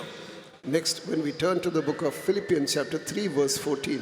அடுத்தது பிலிப்பியர் 3ஆம் அதிகாரம் 14ஆம் வசனத்துக்கு நாம் வேதத்தை திருப்பும் பொழுது ఫిలిప్పీయులు రాసిన పత్రిక 3వ అధ్యాయం 14వ వైపు తిరిగినప్పుడు క్రీస్తు యేసునందు దేవుని ఉన్నతమైన పిలుపునకు కలుగు బహుమానమును పొందవలనని గురి యొద్దకే పరిగెత్తుచున్నాను. I press toward the mark for the prize of the high calling of God in Christ Jesus. The word of God mentions about two things. One is heavenly calling, one is high calling. தேவனுடைய வார்த்தை இரண்டு காரியங்களை நமக்கு சொல்லுகிறது. ஒன்று పరమ అழைపు, இன்னொன்று ఉన్నత అழைపు. దేవుని వాక్యము రెండు విధమైన పిలుపు చెప్పుచున్నది. ఒకటి ఉన్నతమైన పిలుపు, ఇంకొకటి పరలోకం నుండి పిలుపు. In the book of Hebrews chapter 3:1 he lies to the Hebrew church. It is heavenly calling. எபிரேயர் 3ஆம் அதிகாரம் 1ஆம் வசனத்தில் எபிரேய சபைக்கு அவர் நிருபம் எழுதும் பொழுது ఉన్నత అழைப்பினால் அழைக்கப்பட்டவர்கள் என்று சொல்லுகிறார். హెబ్రీయుల పత్రిక 3వ అధ్యాయం మొదటి వాక్యములో పత్రికకర్త చెప్పుచున్నప్పుడు పరలోక సంబంధమైన పిలుపు అని చెప్పుచున్నాడు. Where has the calling come from? இந்த పరమ అழைப்பு எங்கே இருந்து வருகிறது? ఈ యొక్క పిలుపు ఎక్కడి నుండి వచ్చుచున్నది? Heavenly calling. It has come from heaven. அது పరమ అழைப்பு, అది పరలోకத்திலிருந்து வருகிற అழைப்பு. ఇది పరలోకం నుండి వచ్చు పిలుపు. You are elect, you are chosen to be in New Jerusalem. நீங்கள் புதிய எருசலேமில் இருக்கும்படியாக தெரிந்து கொள்ளப்பட்டவர்கள். మీరు నూతన యెరూషలేములో ఉండు నిమిత్తమై తీర్మానించబడిన వారు. Next, there is something beyond that. It is personal for St. Paul, people like him. பரிசுத்த பவுல் போன்றதான சில ஜனங்களுக்கு அது பிரத்யேகமான ஒரு அழைப்பாக காணப்படுகிறது. పరిశుద్ధుడైన పౌలు Another one. மற்றொரு வார்த்தையில் ఇంకొక విధముగా చెప్పిన Another calling. மற்றொரு அழைப்பு இருக்கிறது. அது பரிசுத்த பவுலுக்கு கொடுக்கப்படுகிற அழைப்பை போல ஒரு பிரத்யேகமான தனித்துவம் வாய்ந்த அழைப்பாக இருக்கிறது. ఇంకొక పిలుపును గురించి చూచినప్పుడు పరిశుద్ధుడైన పౌలుకు ఇవ్వబడినటువంటి ఒక అద్వితీయమైనటువంటి ఒక పిలుపుగా ఉన్నది. That is what we saw in Philippians chapter 3 verse 14. அதுதான் பிலிப்பியர் 3ஆம் அதிகாரம் 14ஆம் வசனத்தில் பார்க்கிறதான அழைப்பு. దీన్ని గురించి ఫిలిప్పీలు 3:14లో మనం చదువుచున్నాం. It is a calling to serve God. இது దేవునికి సేవ చేయముడియాన అழைపు. ఇది దేవునికి సేవ చేయ నిమిత్తమైన పిలుపు. You should receive it from heaven. இதை நீங்கள் பரலோகத்திலிருந்து பெற்றுக்கொள்ள வேண்டும். దీనిని మీరు పరలోకము నుండి పొందుకోవలెను. There are youths meant to serve God. வாலிபர்கள் இங்கே இருக்கிறார்கள். அவர்கள் தேவனுக்கு ஊழியம் செய்ய வேண்டியவர்கள். ఇక్కడ ఉన్న యవనస్తులు దేవునికి సేవ చేయవలసిన వారు. You don't have any other choice. You will have to follow Jesus. நீங்கள் உங்களுக்கு மற்ற எந்த விதமான வாய்ப்பும் இருக்காது. நீங்கள் இயேசுவை மட்டுமே சேவை செய்ய வேண்டியதாக இருக்கும். మీరు ఇతర ఎన్నిక ఉన్న అవకాశం లేదు. యేసుకు మాత్రమే మీరు సేవ చేయవలెను. You cannot choose that. It's God who chooses you. இந்த வாய்ப்பை நீங்கள் தெரிந்து கொள்வதாக அல்ல, தேவன் உங்களுக்காக இதை தெரிந்து கொள்கிறார். ఈ యొక్క అవకాశమును మీరు కోరుకున్నది కాదు కానీ దేవుడు కోరుకొనుచున్నాడు. How many of you have received this high calling? இந்த ఉన్నత அழைப்பை உங்களில் எத்தனை பேர் பெற்றிருக்கிறீர்கள்? ఈ ఉన్నత పిలుపును మీలో ఎంతమంది పొందుకొని ఉన్నారు? Price of my high calling. அந்த ఉన్నత அழைப்பினுடைய விலை மதிப்பு, ఆ యొక్క ఉన్నత పిలుపు యొక్క విలువ. So today God is speaking to you. தேவன் உங்களோடு தான் இன்றைக்கு பேசிக் கொண்டிருக்கிறார். దేవుడు మీతోనే మాట్లాడుచున్నాడు. You may do many things in this world. You may do many things for the ministry. That is not enough. நீங்கள் இந்த பூமியில் அநேக காரியங்கள் செய்யலாம். ஆண்டவருக்காக ஊழியம் செய்கிறேன் என்று சொல்லி பல காரியங்கள் செய்யலாம். ஆனால் அது போதாது. ఈ భూమి మీద పలు కార్యములు చేయవచ్చును. సేవ సంబంధమైన పలు కార్యములు మీరు చేయించి ఉండవచ్చును. This calling comes from heaven. இந்த அழைப்பு வானத்திலிருந்து பரலோகத்திலிருந்து வருகிறது. ఈ పిలుపు పరలోకం నుండి వచ్చున్నది. All those who are seated in the stage, they have received that high calling. இந்த மேடையில் உட்கார்ந்து இருக்கிறதான நாங்கள் எல்லாரும் அந்த ఉన్నత அழைப்பை பெற்றவர்கள். ఈ యొక్క వేదిక మీద కూర్చున్న మేము ప్రతి ఒక్కరము యొక్క ఉన్నత పిలుపును పొందిన వారం. And finally, what does the word of God say? கடைசியாக தேவனுடைய வார்த்தை என்ன சொல்லுகிறது? చివరిగా దేవునికి మాట ఏం చెప్పుచున్నది? From heaven, Jesus will come very soon. பரலோகத்திலிருந்து வெகு சீக்கிரமாக இயேசு வரப்போகிறார். పరలోకం నుండి అతి త్వరగా యేసు రాబోచున్నాడు. He has said, he has gone there, he will come again to receive us. ஆம், அவர் சொல்லியிருக்கிறார், நான் அவர் போன பிற்பாடு திரும்பவும் வந்து நம்மை சேர்த்துக் கொள்வதாக. ఆయన సెలవిచ్చినాడు, ఆయన వెళ్ళి తిరిగి వచ్చి మనల్ని చేర్చుకొనును. What do we read in the book of Acts chapter 3 verse 21? அப்போஸ்தலர் நடவடிக்கைகள் 3ஆம் அதிகாரம் 21ஆம் వచనத்தில் நாம் இப்படி వాసిக்கவில்லை. అపోస్తలుల కార్యములు 3:21లో మనం చదువుచున్నప్పుడు అన్నిటికీ కుదురుబాటు కాలములు వచ్చునని దేవుడు ఆది నుండి తన పరిశుద్ధుల ప్రవక్తల నోట పలికించెను. అంతవరకు యేసు పరలోక నివాసి అయి ఉండుట ఆవశ్యకము. whom the heaven must receive until the time of restitution of all things, which God had spoken by the mouth of all his holy prophets since the world began. Praise be to God. தேவனுக்கு ஸ்தோத்திரம். దేవునికి స్తోత్రం. He said he'll come again. அவர் சொல்லியிருக்கிறார், அவர் மீண்டும் வருவேன் என்று. ఆయన చెప్పినాడు తిరిగి వచ్చుదునని. In 1 Thessalonians chapter 4 verse 16. 1 தெசலோனிக்கேயர் 4ஆம் அதிகாரம் 16ஆம் வசனத்தில் நாம் வாசிக்கும் பொழுது, మొదటి తెస్సలోనికీయులు 4:16లో చదువుచున్నప్పుడు ఆర్భాటముతోనూ ప్రధాన దూత శబ్దముతోనూ దేవుని బూరతోనూ పరలోకము నుండి ప్రభువు దిగివచ్చును. క్రీస్తునందుండి మృతులైన వారు మొదట లేతురు. For the Lord himself shall descend from heaven with a shout, with the voice of the archangel, and with the trump of God, and the dead in Christ shall rise first. As the prophet mentions, தீர்க்கதரிசி சொல்லுகிறது போலவே ప్రవక్త చెప్పుచున్న రీతిగా there'll be a shaking first. ஒரு அசைவு முதலாவது இருக்கும். ఒక కదలిక మొదటిగా God ఉంటుంది. wants to shake us out of complacency. நம்முடைய அசுத்தி நிர்விசாரங்களை விட்டு நம்மை அசைக்கும்படியாக தேவன் விரும்புகிறார். మనకి అశ్రద్ధలో నుండి దేవుడు మనల్ని కదల్చగోర్చున్నాడు. And very soon he'll appear. அதற்கு பிற்பாடு அதிசீக்கிரமாய் அவர் வருவார். అటు తరువాత అతి త్వరలో ఆయన బయలుపడును. The prophet says, and the desire of all men shall come. எல்லா மனுஷருடைய வாஞ்சை விருப்பம் வரும் என்று ஒரு தீர்க்கதரிசி சொல்லுகிறார். ఒక ప్రవక్త చెప్పుచున్నాడు, సమస్త మనుల యొక్క మనోవాంఛ నెరవేర్చబడును. Shall we all close our eyes? நம்ம எல்லாரும் கண்களை மூடுவோம். మన కన్నులు మూసుకుందామా? These are all good things mentioned about us. இவைகள் எல்லாம் நம்மை பற்றிய நன்மையான காரியங்கள். ఇవన్నీ మనం గూర్చిన మేలైన కార్యములు. These are good things which come from heaven. இவைகள் எல்லாம் பரலோகத்திலிருந்து வருகிறதான நன்மையான ஈவுகள். ఇవన్నీ పరలోకం నుండి మనకు వచ్చినటువంటి మంచి ఈవులు.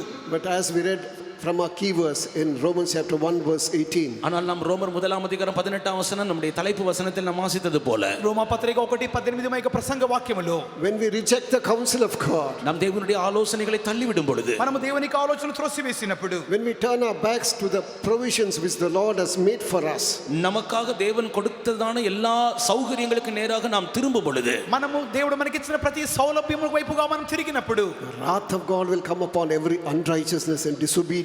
தேவனுடைய ஆசீர்வாதங்களுக்கு விரோதமாக நாம் திரும்பும் பொழுது தேவனுடைய கோபாக்கினை நம்மேல் வந்து இறங்கும். దేవుని యొక్క కోపోగ్రత పరలోకము నుండి మన మీద దిగి వచ్చును. He that cometh, he will not tarry. வருகிறவர் கொஞ்ச காலத்தில் வருவார், அவர் தாமதம் பண்ணார். వచ్చునన్న వాడు ఆలస్యం చేయక త్వరలో వచ్చును. Shall we all close our eyes now? நம்ம எல்லாரும் நம்முடைய கண்களை மூடுவோமா? కన్నులు మూసుకుందామా? Shall we all stand up? நாம் எழும்பி நிற்போம். మనం లేచి నిలబడదాం. Let the fire take hold of us once more. அந்த அக்கினி ஒரு விசை கூட நம்மை ஆளுகை செய்யட்டும். ఆ అగ్ని మరొకసారి మనల్ని నిలబడి చేయును గాక. The trumpet shall sound. எக்காலம் துணிக்கும். బూర మ్రోగును. By the grace of God, I'll be transformed. கர்த்தருடைய கிருபையினால் நான் மறுரூபம் அடைந்து விடுவேன். ప్రభు కృప ద్వారా నేను రూపాంతరం పొందుదును. How many of us have got that hope? உங்களில் எத்தனை பேர் அந்த நம்பிக்கை வேண்டும் என்று விரும்புகிறீர்கள்? మీలో ఎంతమందికి ఆ నిరీక్షణ కలదు? Don't believe what the devil tells you. பிசாசு என்ன சொல்லுகிறானோ அதை நீங்கள் நம்ப வேண்டாம். అపవాది చెప్పు మాటలు వినవద్దు. Don't continue in your sin, that's all. உங்களுடைய பாவத்தில் மாத்திரம் நீங்கள் நிலை கொண்டு இருக்க வேண்டாம். మీ పాపములలో కొనసాగించి నిలబడవద్దు. Repent for all that has happened in the past. கடந்த நாட்கள் வாழ்க்கையில் நடந்ததான எல்லா காரியங்களுக்காக மனஸ்தாபப்பட்டு மனம் திரும்பி விடுங்கள். గత దినములలో జరిగిన ప్రతి కార్యముల కొరకు దయచేసి పశ్చాత్తాపడి మారు మనసు పొందుడి. He is coming for you, he is coming for me. உங்களுக்காக எனக்காக அவர் மீண்டும் வருகிறார். మీ నిమిత్తము నా నిమిత్తము తిరిగి వచ్చుచున్నాడు. All close your eyes for few minutes. சில நிமிடங்கள் மட்டுமே எல்லாரும் கண்களை மூடுவோம். కొన్ని నిమిషములు అందరూ కన్నులు మూసుకుందాం. ప్రధాన దూత శబ్దముతో ప్రధాన దూత శబ్దముతో ఆర్భాటముతో పడబుర ధ్వనితో రారాజుగా ఏదెంతురు ఆవిసుమేఘములో రారాజుగా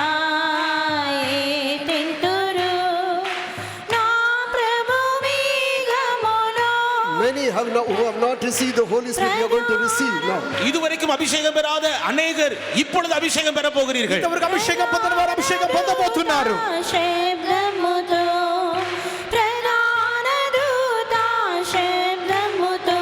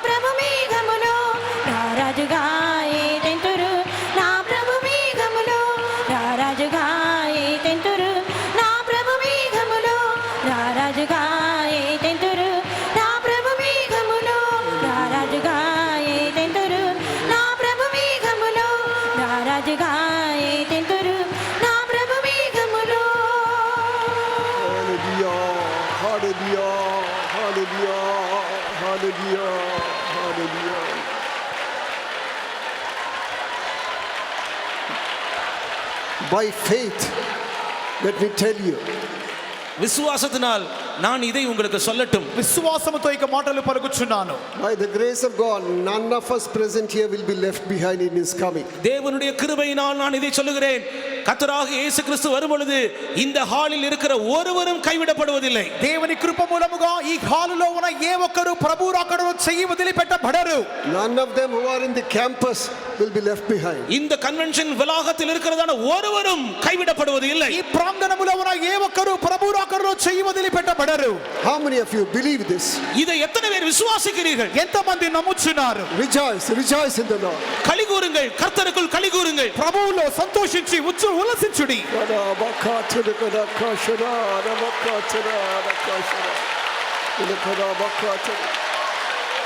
Now we are going to make this confession. இப்பொழுது நாம் எல்லாரும் இந்த அறிக்கையை செய்ய போகிறோம். ఇప్పుడు ఈ యొక్క ఒప్పుకోలు చేయబోతున్నాం. The trumpets will sound and I shall be transformed. எக்காலங்கள் தொனிக்கும் பொழுது நான் மறுரூபம் அடைவேன். பூரம் ரோగినప్పుడు నేను రూపాంతరం పొందుదును. The trumpet will sound, by the grace of God I shall be transformed. எக்காலம் தொனிக்கும், தேவனுடைய கிருபையினால் நான் மறுரூபம் ஆவேன். பூரம் రోగును, అప్పుడు దేవుని కృపతో నేను రూపాంతరం పొందుదును. All open your mouths and make that confession. எல்லாரும் வாயை திறந்து இந்த விசுவாசத்தை அறிக்கை பண்ணுங்கள். అందరూ నోరు తెరిచి విశ్వాసంతో ఇక మాటలు ఒప్పుకోలు చేయుడి. Let God hear your confession. தேவன் தாமே உங்களுடைய அறிக்கையை கேட்பாராக. దేవుడు మీ ఒప్పుకోలు వినుగాక. Let the devil also hear your confession. பிசாசும் நீங்கள் செய்கிற அறிக்கையை கேட்கட்டும். అపవాది కూడా మీరు చేసే ఒప్పుకోలు విననివ్వుడి. By the grace of God, the trumpet will sound and I shall be transformed. எக்காலம் தொனிக்கும், தேவனுடைய கிருபையினால் நான் மறுரூபம் ஆவேன். దేవుని కృప మూలముగా నేను రూపాంతరం పొందుదును. పూరం రోగినప్పుడు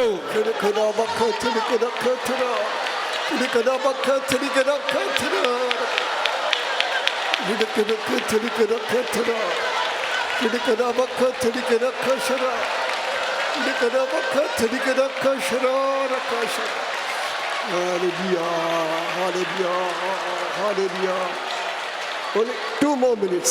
2 நிமிடங்கள் மட்டும். 2 నిమిషాలు మాత్రమే. Let the fire spread across this place. From it should reach even those who are seated outside. ஓ, இந்த அக்கினி இங்கே இருந்து புறப்பட்டு பின்பாக மாத்திரமல்ல இந்த ஹாலுக்கு வெளியே வரைக்கும் அது கடந்து போவதாக. అగ్ని వేదిక నుండి బయలుదేరడం మాత్రమే కాక హాల్లో వెనుక వారికి మాత్రమే కాక బయట ఉన్న వారిని కూడా ముట్టుచున్నది.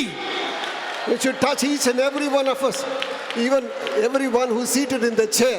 ஓ, பின்பாக நம் ஒவ்வொருவரையும் இந்த அக்கினி தொட வேண்டும். பின்பாக நாற்காலியில் உட்கார்ந்து இருக்கிறவர்களையும் இந்த அக்கினி இப்பொழுது தொட வேண்டும். వెనకన కూర్చున్న వారు చైర్ లో కూర్చున్న వారికి కూడా అగ్ని ముట్టుచున్నది.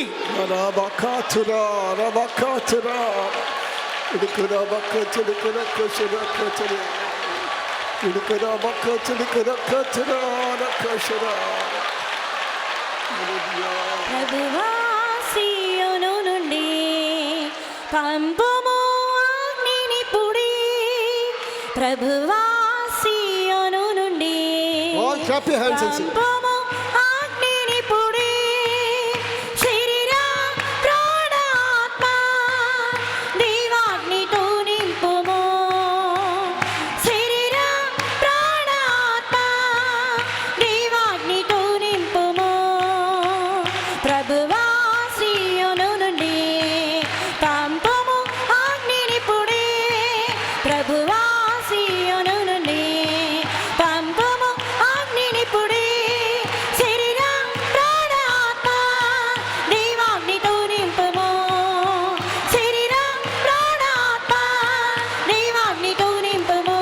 శరీర ప్రాణాత్మ దేవాగ్నితో నింపుము. శరీర ప్రాణాత్మ దేవాగ్నితో నింపుము. శరీర ప్రాణాత్మ దేవాగ్నితో నింపుము. శరీర ప్రాణాత్మ దేవాగ్నితో నింపుము. శరీర ప్రాణాత్మ దేవాగ్నితో నింపుము.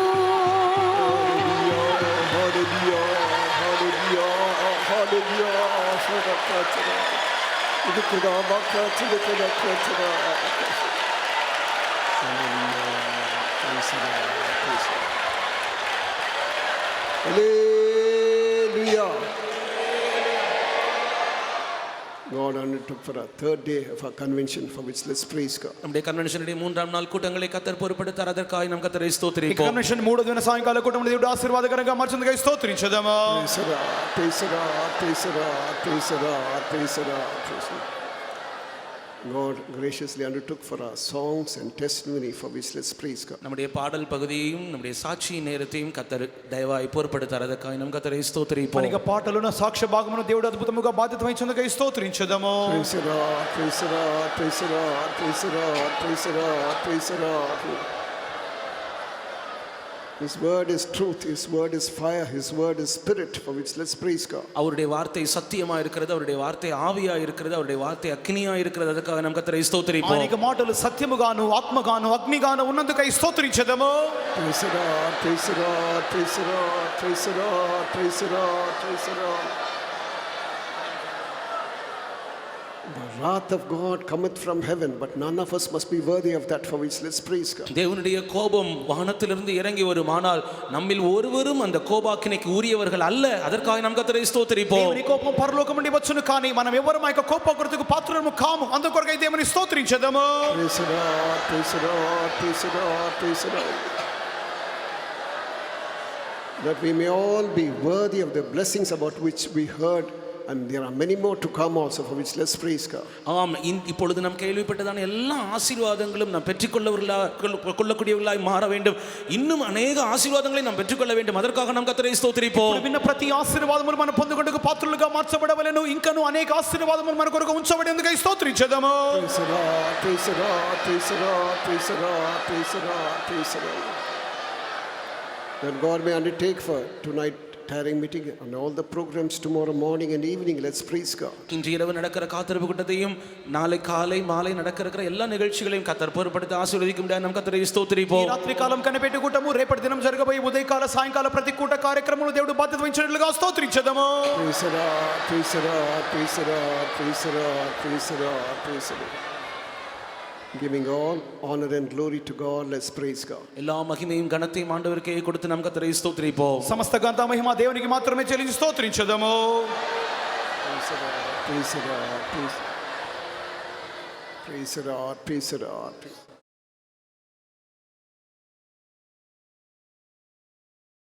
Let's pray. ஜெபம் பண்ணுவோம். ప్రార్థించుకుందాం. எங்களை அருமையாய் நேசிக்கிற பரலோக தகப்பனே உமக்கு ஸ்தோத்திரம். இந்த திருப்பதி சென்டரை, இந்த பிராந்தியத்தை நேசித்து 2025ஆம் ஆண்டிலே நீர் எங்களுக்கு தந்த ஆசீர்வதிக்கப்பட்ட கன்வென்ஷன் நாட்களுக்காக நன்றியோடு நாங்கள் உம்மை துதிக்கிறோம் சுவாமி. பல தடைகளின் மத்தியிலே, புயலின் மத்தியிலே, காற்றுகளின் மத்தியிலே, மழையின் மத்தியிலே ஆண்டவரே எங்கள் ஜெபங்களை எல்லாம் கேட்டு ஆண்டவரே நம்முடைய ஜனங்களுக்கு நீர் பதில் தந்து ஆண்டவரே நீர் கனம் பண்ணி இந்த கன்வென்ஷன் கூட்டங்களை ஆண்டவரே நீர் ஆசீர்வாதமாய் நடத்துகிறபடினால ஸ்தோத்திரம் சுவாமி. பரிசுத்தவான்களை நீர் கனப்படுத்துகிற தேவன், நடத்திப்புக்காரர்களை கனப்படுத்துகிற தேவன், நீர் எங்களுக்கு தந்திருக்கிற நல்ல அனுகூலமான இயற்கைக்காக நன்றியோடு நாங்கள் உம்மை ஸ்தோத்திரிக்கிறோம் கர்த்தாவே. இந்த 3ஆம் நாள் இரவிலேயும் கூட ஆண்டவரே ஒவ்வொரு பகுதியிலேயும் அவியானவர் அசைவாடி கொண்டிருக்கிறபடியினால நாங்கள் நன்றியோடு உமக்கு ஸ்தோத்திரம் செலுத்துகிறோம் சுவாமி. ஆண்டவரே அக்கினியை பற்றி கர்த்தாவே எங்களோடு கூட ஒவ்வொரு நாளும் நீர் பேசி கொண்டிருக்கிறபடியினால ஸ்தோத்திரம். ஒவ்வொரு நாளும் ஜனங்களை ஆண்டவரே அக்கினியால் நிரப்பி கொண்டிருக்கிறபடியினால ஸ்தோத்திரிக்கிறோம் ஆண்டவரே, துதிக்கிறோம் சுவாமி. வானத்திலிருந்து வருகிற ஆசீர்வாதங்களை குறித்து ஆண்டவரே இந்த மாலை வேளையிலே நம்முடைய மகனை அபிஷேகித்து எங்களோட பேசிக் கொண்டிருந்தபடியினால ஸ்தோத்திரம் ஐயா. ஆண்டவரே வானத்திலே இருக்கிற தேவன் எங்கள் எல்லாரையும் நீர் கண்ணோக்கி கொண்டிருக்கிறீர். ஆண்டவர் எங்களுக்கு உதவி செய்யும்படியாக, எங்களுக்கு நன்மை செய்யும்படியாக, எங்களை ஆசீர்வதிக்கும்படியாக ஆண்டவரே நீர் வானத்திலிருந்து கண்ணோக்கி கொண்டிருக்கிறீர். அதுக்காக ஸ்தோத்திரம் ஆண்டவரே. ஆம் கர்த்தாவே, வானத்திலிருந்து நீர் பேசுகிற தேவன் என்று ஆண்டவர் இப்பொழுது நாங்கள் கேள்விப்பட்டோமே சுவாமி. ஐயா, இஸ்ரவேல் மக்களோடு கூட ஆண்டவர் வானத்திலிருந்து நீர் பேசினதாக நாங்கள் படிக்கிறோம் ஐயா. ஆம் கர்த்தாவே, உம்முடைய வசனங்கள் மூலமாக நீர் பேசுகிற தேவனாக இருக்கிறபடி நாங்கள் ஸ்தோத்திரிக்கிறோம் ஐயா. ஆண்டவரே, கழிப்பிடத்திலே கிடைத்த அந்த துண்டு காகிதத்தின் மூலமாக, வேத வசனங்கள் மூலமாக அந்த மனிதனோடு கூட நீர் பேசி அவனை சிறைச்சாலையிலிருந்து நீர் விடுதலை ஆக்கினீர் என்பதை ஆண்டவரே நாங்கள் கேள்விப்படும்படியாக எங்களுக்கு இந்த ராத்திரியில் உதவி செய்தபடியினால ஸ்தோத்திரம் சுவாமி. உடைய வசனத்திலிருந்து அனுப்பப்படுகிற வார்த்தைகளுக்காக ஸ்தோத்திரம். வானத்திலிருந்து அனுப்பப்படுகிற உபதேசத்துக்காக ஸ்தோத்திரம். ஞான ஸ்நானம் அது வானத்திலிருந்து வந்ததான ஒரு உபதேசமாக இருக்கிறது சுவாமி. அந்த உபதேசத்திற்கு, அந்த ஞானஸ்தான சத்தியத்திற்கு ஒப்பு கொடுக்கும்படியாக இந்த ராத்திரியிலே உதவி செய்வீராக கர்த்தாவே. ஆண்டவரே உமக்கு ஸ்தோத்திரம் செலுத்துகிறோம். வானத்திலிருந்து எங்களுக்கு அனுப்புகிற உன்னத பலனுக்காக ஸ்தோத்திரம். உன்னதத்திலிருந்து வருகிற பலனா நீங்கள் தரிப்பிக்கப்படும் வரைக்கும் எருசலேமிலே காத்திருங்கள் என்று சொன்னீரே, அதற்காக நன்றி செலுத்துகிறோம். ஆண்டவரே அந்த விஞ்ஞானி, அந்த பாஸ்கல் அவருக்கு அந்த ராத்திரியிலே அந்த அக்கினி அபிஷேகத்தை நீர் கொடுத்தது போல இரவு 10 மணியிலிருந்து 2 மணி வரை ஆண்டவர் அக்கினியால் நிரப்பப்பட்டது போல அக்கினியால் நிரப்பப்பட்ட ராத்திரிகள் எங்களுக்கு தேவையாக இருக்கிறபடினால ஸ்தோத்திரம். இந்த கடைசி நாட்களிலே பரிசுத்த ஆவியின் அக்கினியால், அபிஷேகத்தினால் மாத்திரம் அல்ல, அக்கினியினால் உங்களை அபிஷேகம் பண்ணுவார் என்று சொல்லப்பட்ட வார்த்தை, இந்த இரவிலே பிரசங்கம் பண்ணப்பட்ட வார்த்தை ஆண்டவர் ஒவ்வொருவருடைய அனுபவமாய் மாறுபடியாக நாங்கள் ஜெபிக்கிறோம். எங்களுடைய வாலிபர்களை அக்கினியால் அபிஷேகம் பண்ணும் ஆண்டவரே. எங்களுடைய விசுவாசிகளை அக்கினியால் அபிஷேகம் பண்ணும். எங்களுடைய ஊழியர்களை எல்லாம் அக்கினியால் அபிஷேகம் பண்ணும்படியாக நாங்கள் மன்றாடி ஜெபிக்கிறோம் ஆண்டவரே. எங்களுடைய அருமையான மகிமைக்குள் பிரவேசித்த சென்டர் பாஸ்டர் செல்வம் அவர்கள் ரட்சிக்கப்படாத போது ஆண்டவர் அந்த காத்திருப்பு கூடத்திலே வந்து கடைசியில் உட்கார்ந்திருந்தவர் முன் வரிசையிலே அந்த அபிஷேகத்தால் அக்கினியால் நிரப்பப்பட்டதை நாங்கள் கேட்டோமே கர்த்தாவே. ஆண்டவரே, கடைசி வரிசையில் உட்கார்ந்திருக்கிறவர்கள் அந்த அக்கினியால் தொடப்படுவார்களாக. ஆண்டவரே, அவர்கள் முன் வரிசையிலே கொண்டு வந்து அவர்கள் போடப்படுவார்களாக. மாறாத இயேசு கிறிஸ்து நேற்றும் இன்றும் என்றும் மாறாதவராய் இந்த கன்வென்ஷனிலே இரசுவாடி கொண்டிருக்கிறீர். அதற்காக நாங்கள் நன்றியோடு ஸ்தோத்திரிக்கிறோம் சுவாமி. உன்னதத்திலிருந்து பரம அழைப்புக்காக ஆண்டவரே நாங்கள் நன்றியோடு ஸ்தோத்திரிக்கிறோம். அறுப்பு மிகுதியாக இருக்கிறது. ஆம் கர்த்தாவே, அறுவடை விளைந்து ஆண்டவர் அறுவடைக்காக மனுஷருக்காக அந்த விளைந்த நிலம், ஆண்டவர் அந்த விளைந்த தானியம் காத்திருக்கிறது கர்த்தாவே. ஆண்டவரே, வாலிபர்களை எழுப்பும்படியாக நாங்கள் ஜெபிக்கிறோம். இந்த கன்வென்ஷன் கூட்டங்களிலே எங்கள் வாலிபர்களோடு ஆண்டவரே நீர் பேசும்படியாக ஜெபிக்கிறோம். ஆண்டவரே, அவர்கள் இந்த கனமான ஊழியத்திற்காக, மகிமையான ஊழியத்திற்காக அவர்கள் வரும்படியாக வானத்திலிருந்து பரம அழைப்பு அவர்களுக்கு கொடுக்கப்படும்படியாக நாங்கள் ஜெபிக்கிறோம் கர்த்தாவே. உமக்கு ஸ்தோத்திரம் சுவாமி. ஆம் கர்த்தாவே, பரத்தில் இருக்கிற தேவன் மணவாளனாகிய இயேசு கிறிஸ்து சீக்கிரமாக மனவாட்டியை சேர்க்கும்படியாக, பூர்ணமாக்கப்பட்ட பரிசுத்தவான்களை சேர்க்கும்படியாக வரப்போகிறீர் ஆண்டவரே. அதுவே வானத்திலிருந்து எங்களுக்கு கிடைக்க போகிற மிகப்பெரிய ஆசீர்வாதமாக இருக்கிறது, மிகப்பெரிய பாக்கியமாக இருக்கிறது.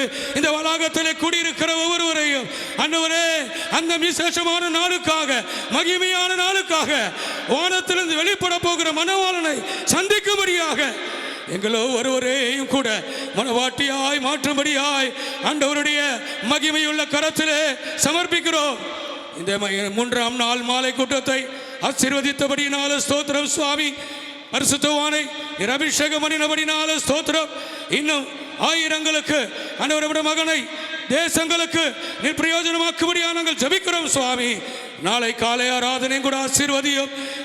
கடைசி கூட்டங்களை ஒவ்வொரு கூட்டங்களுடைய கரங்களை தருகிறோம்.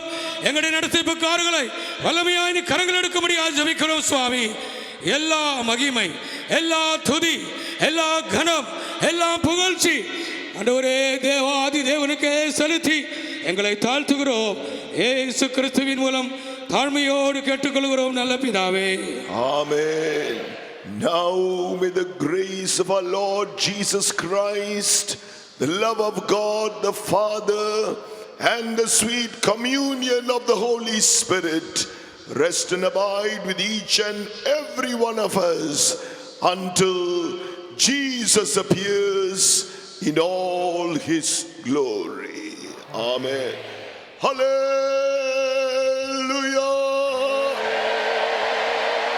Hallelujah. Hallelujah.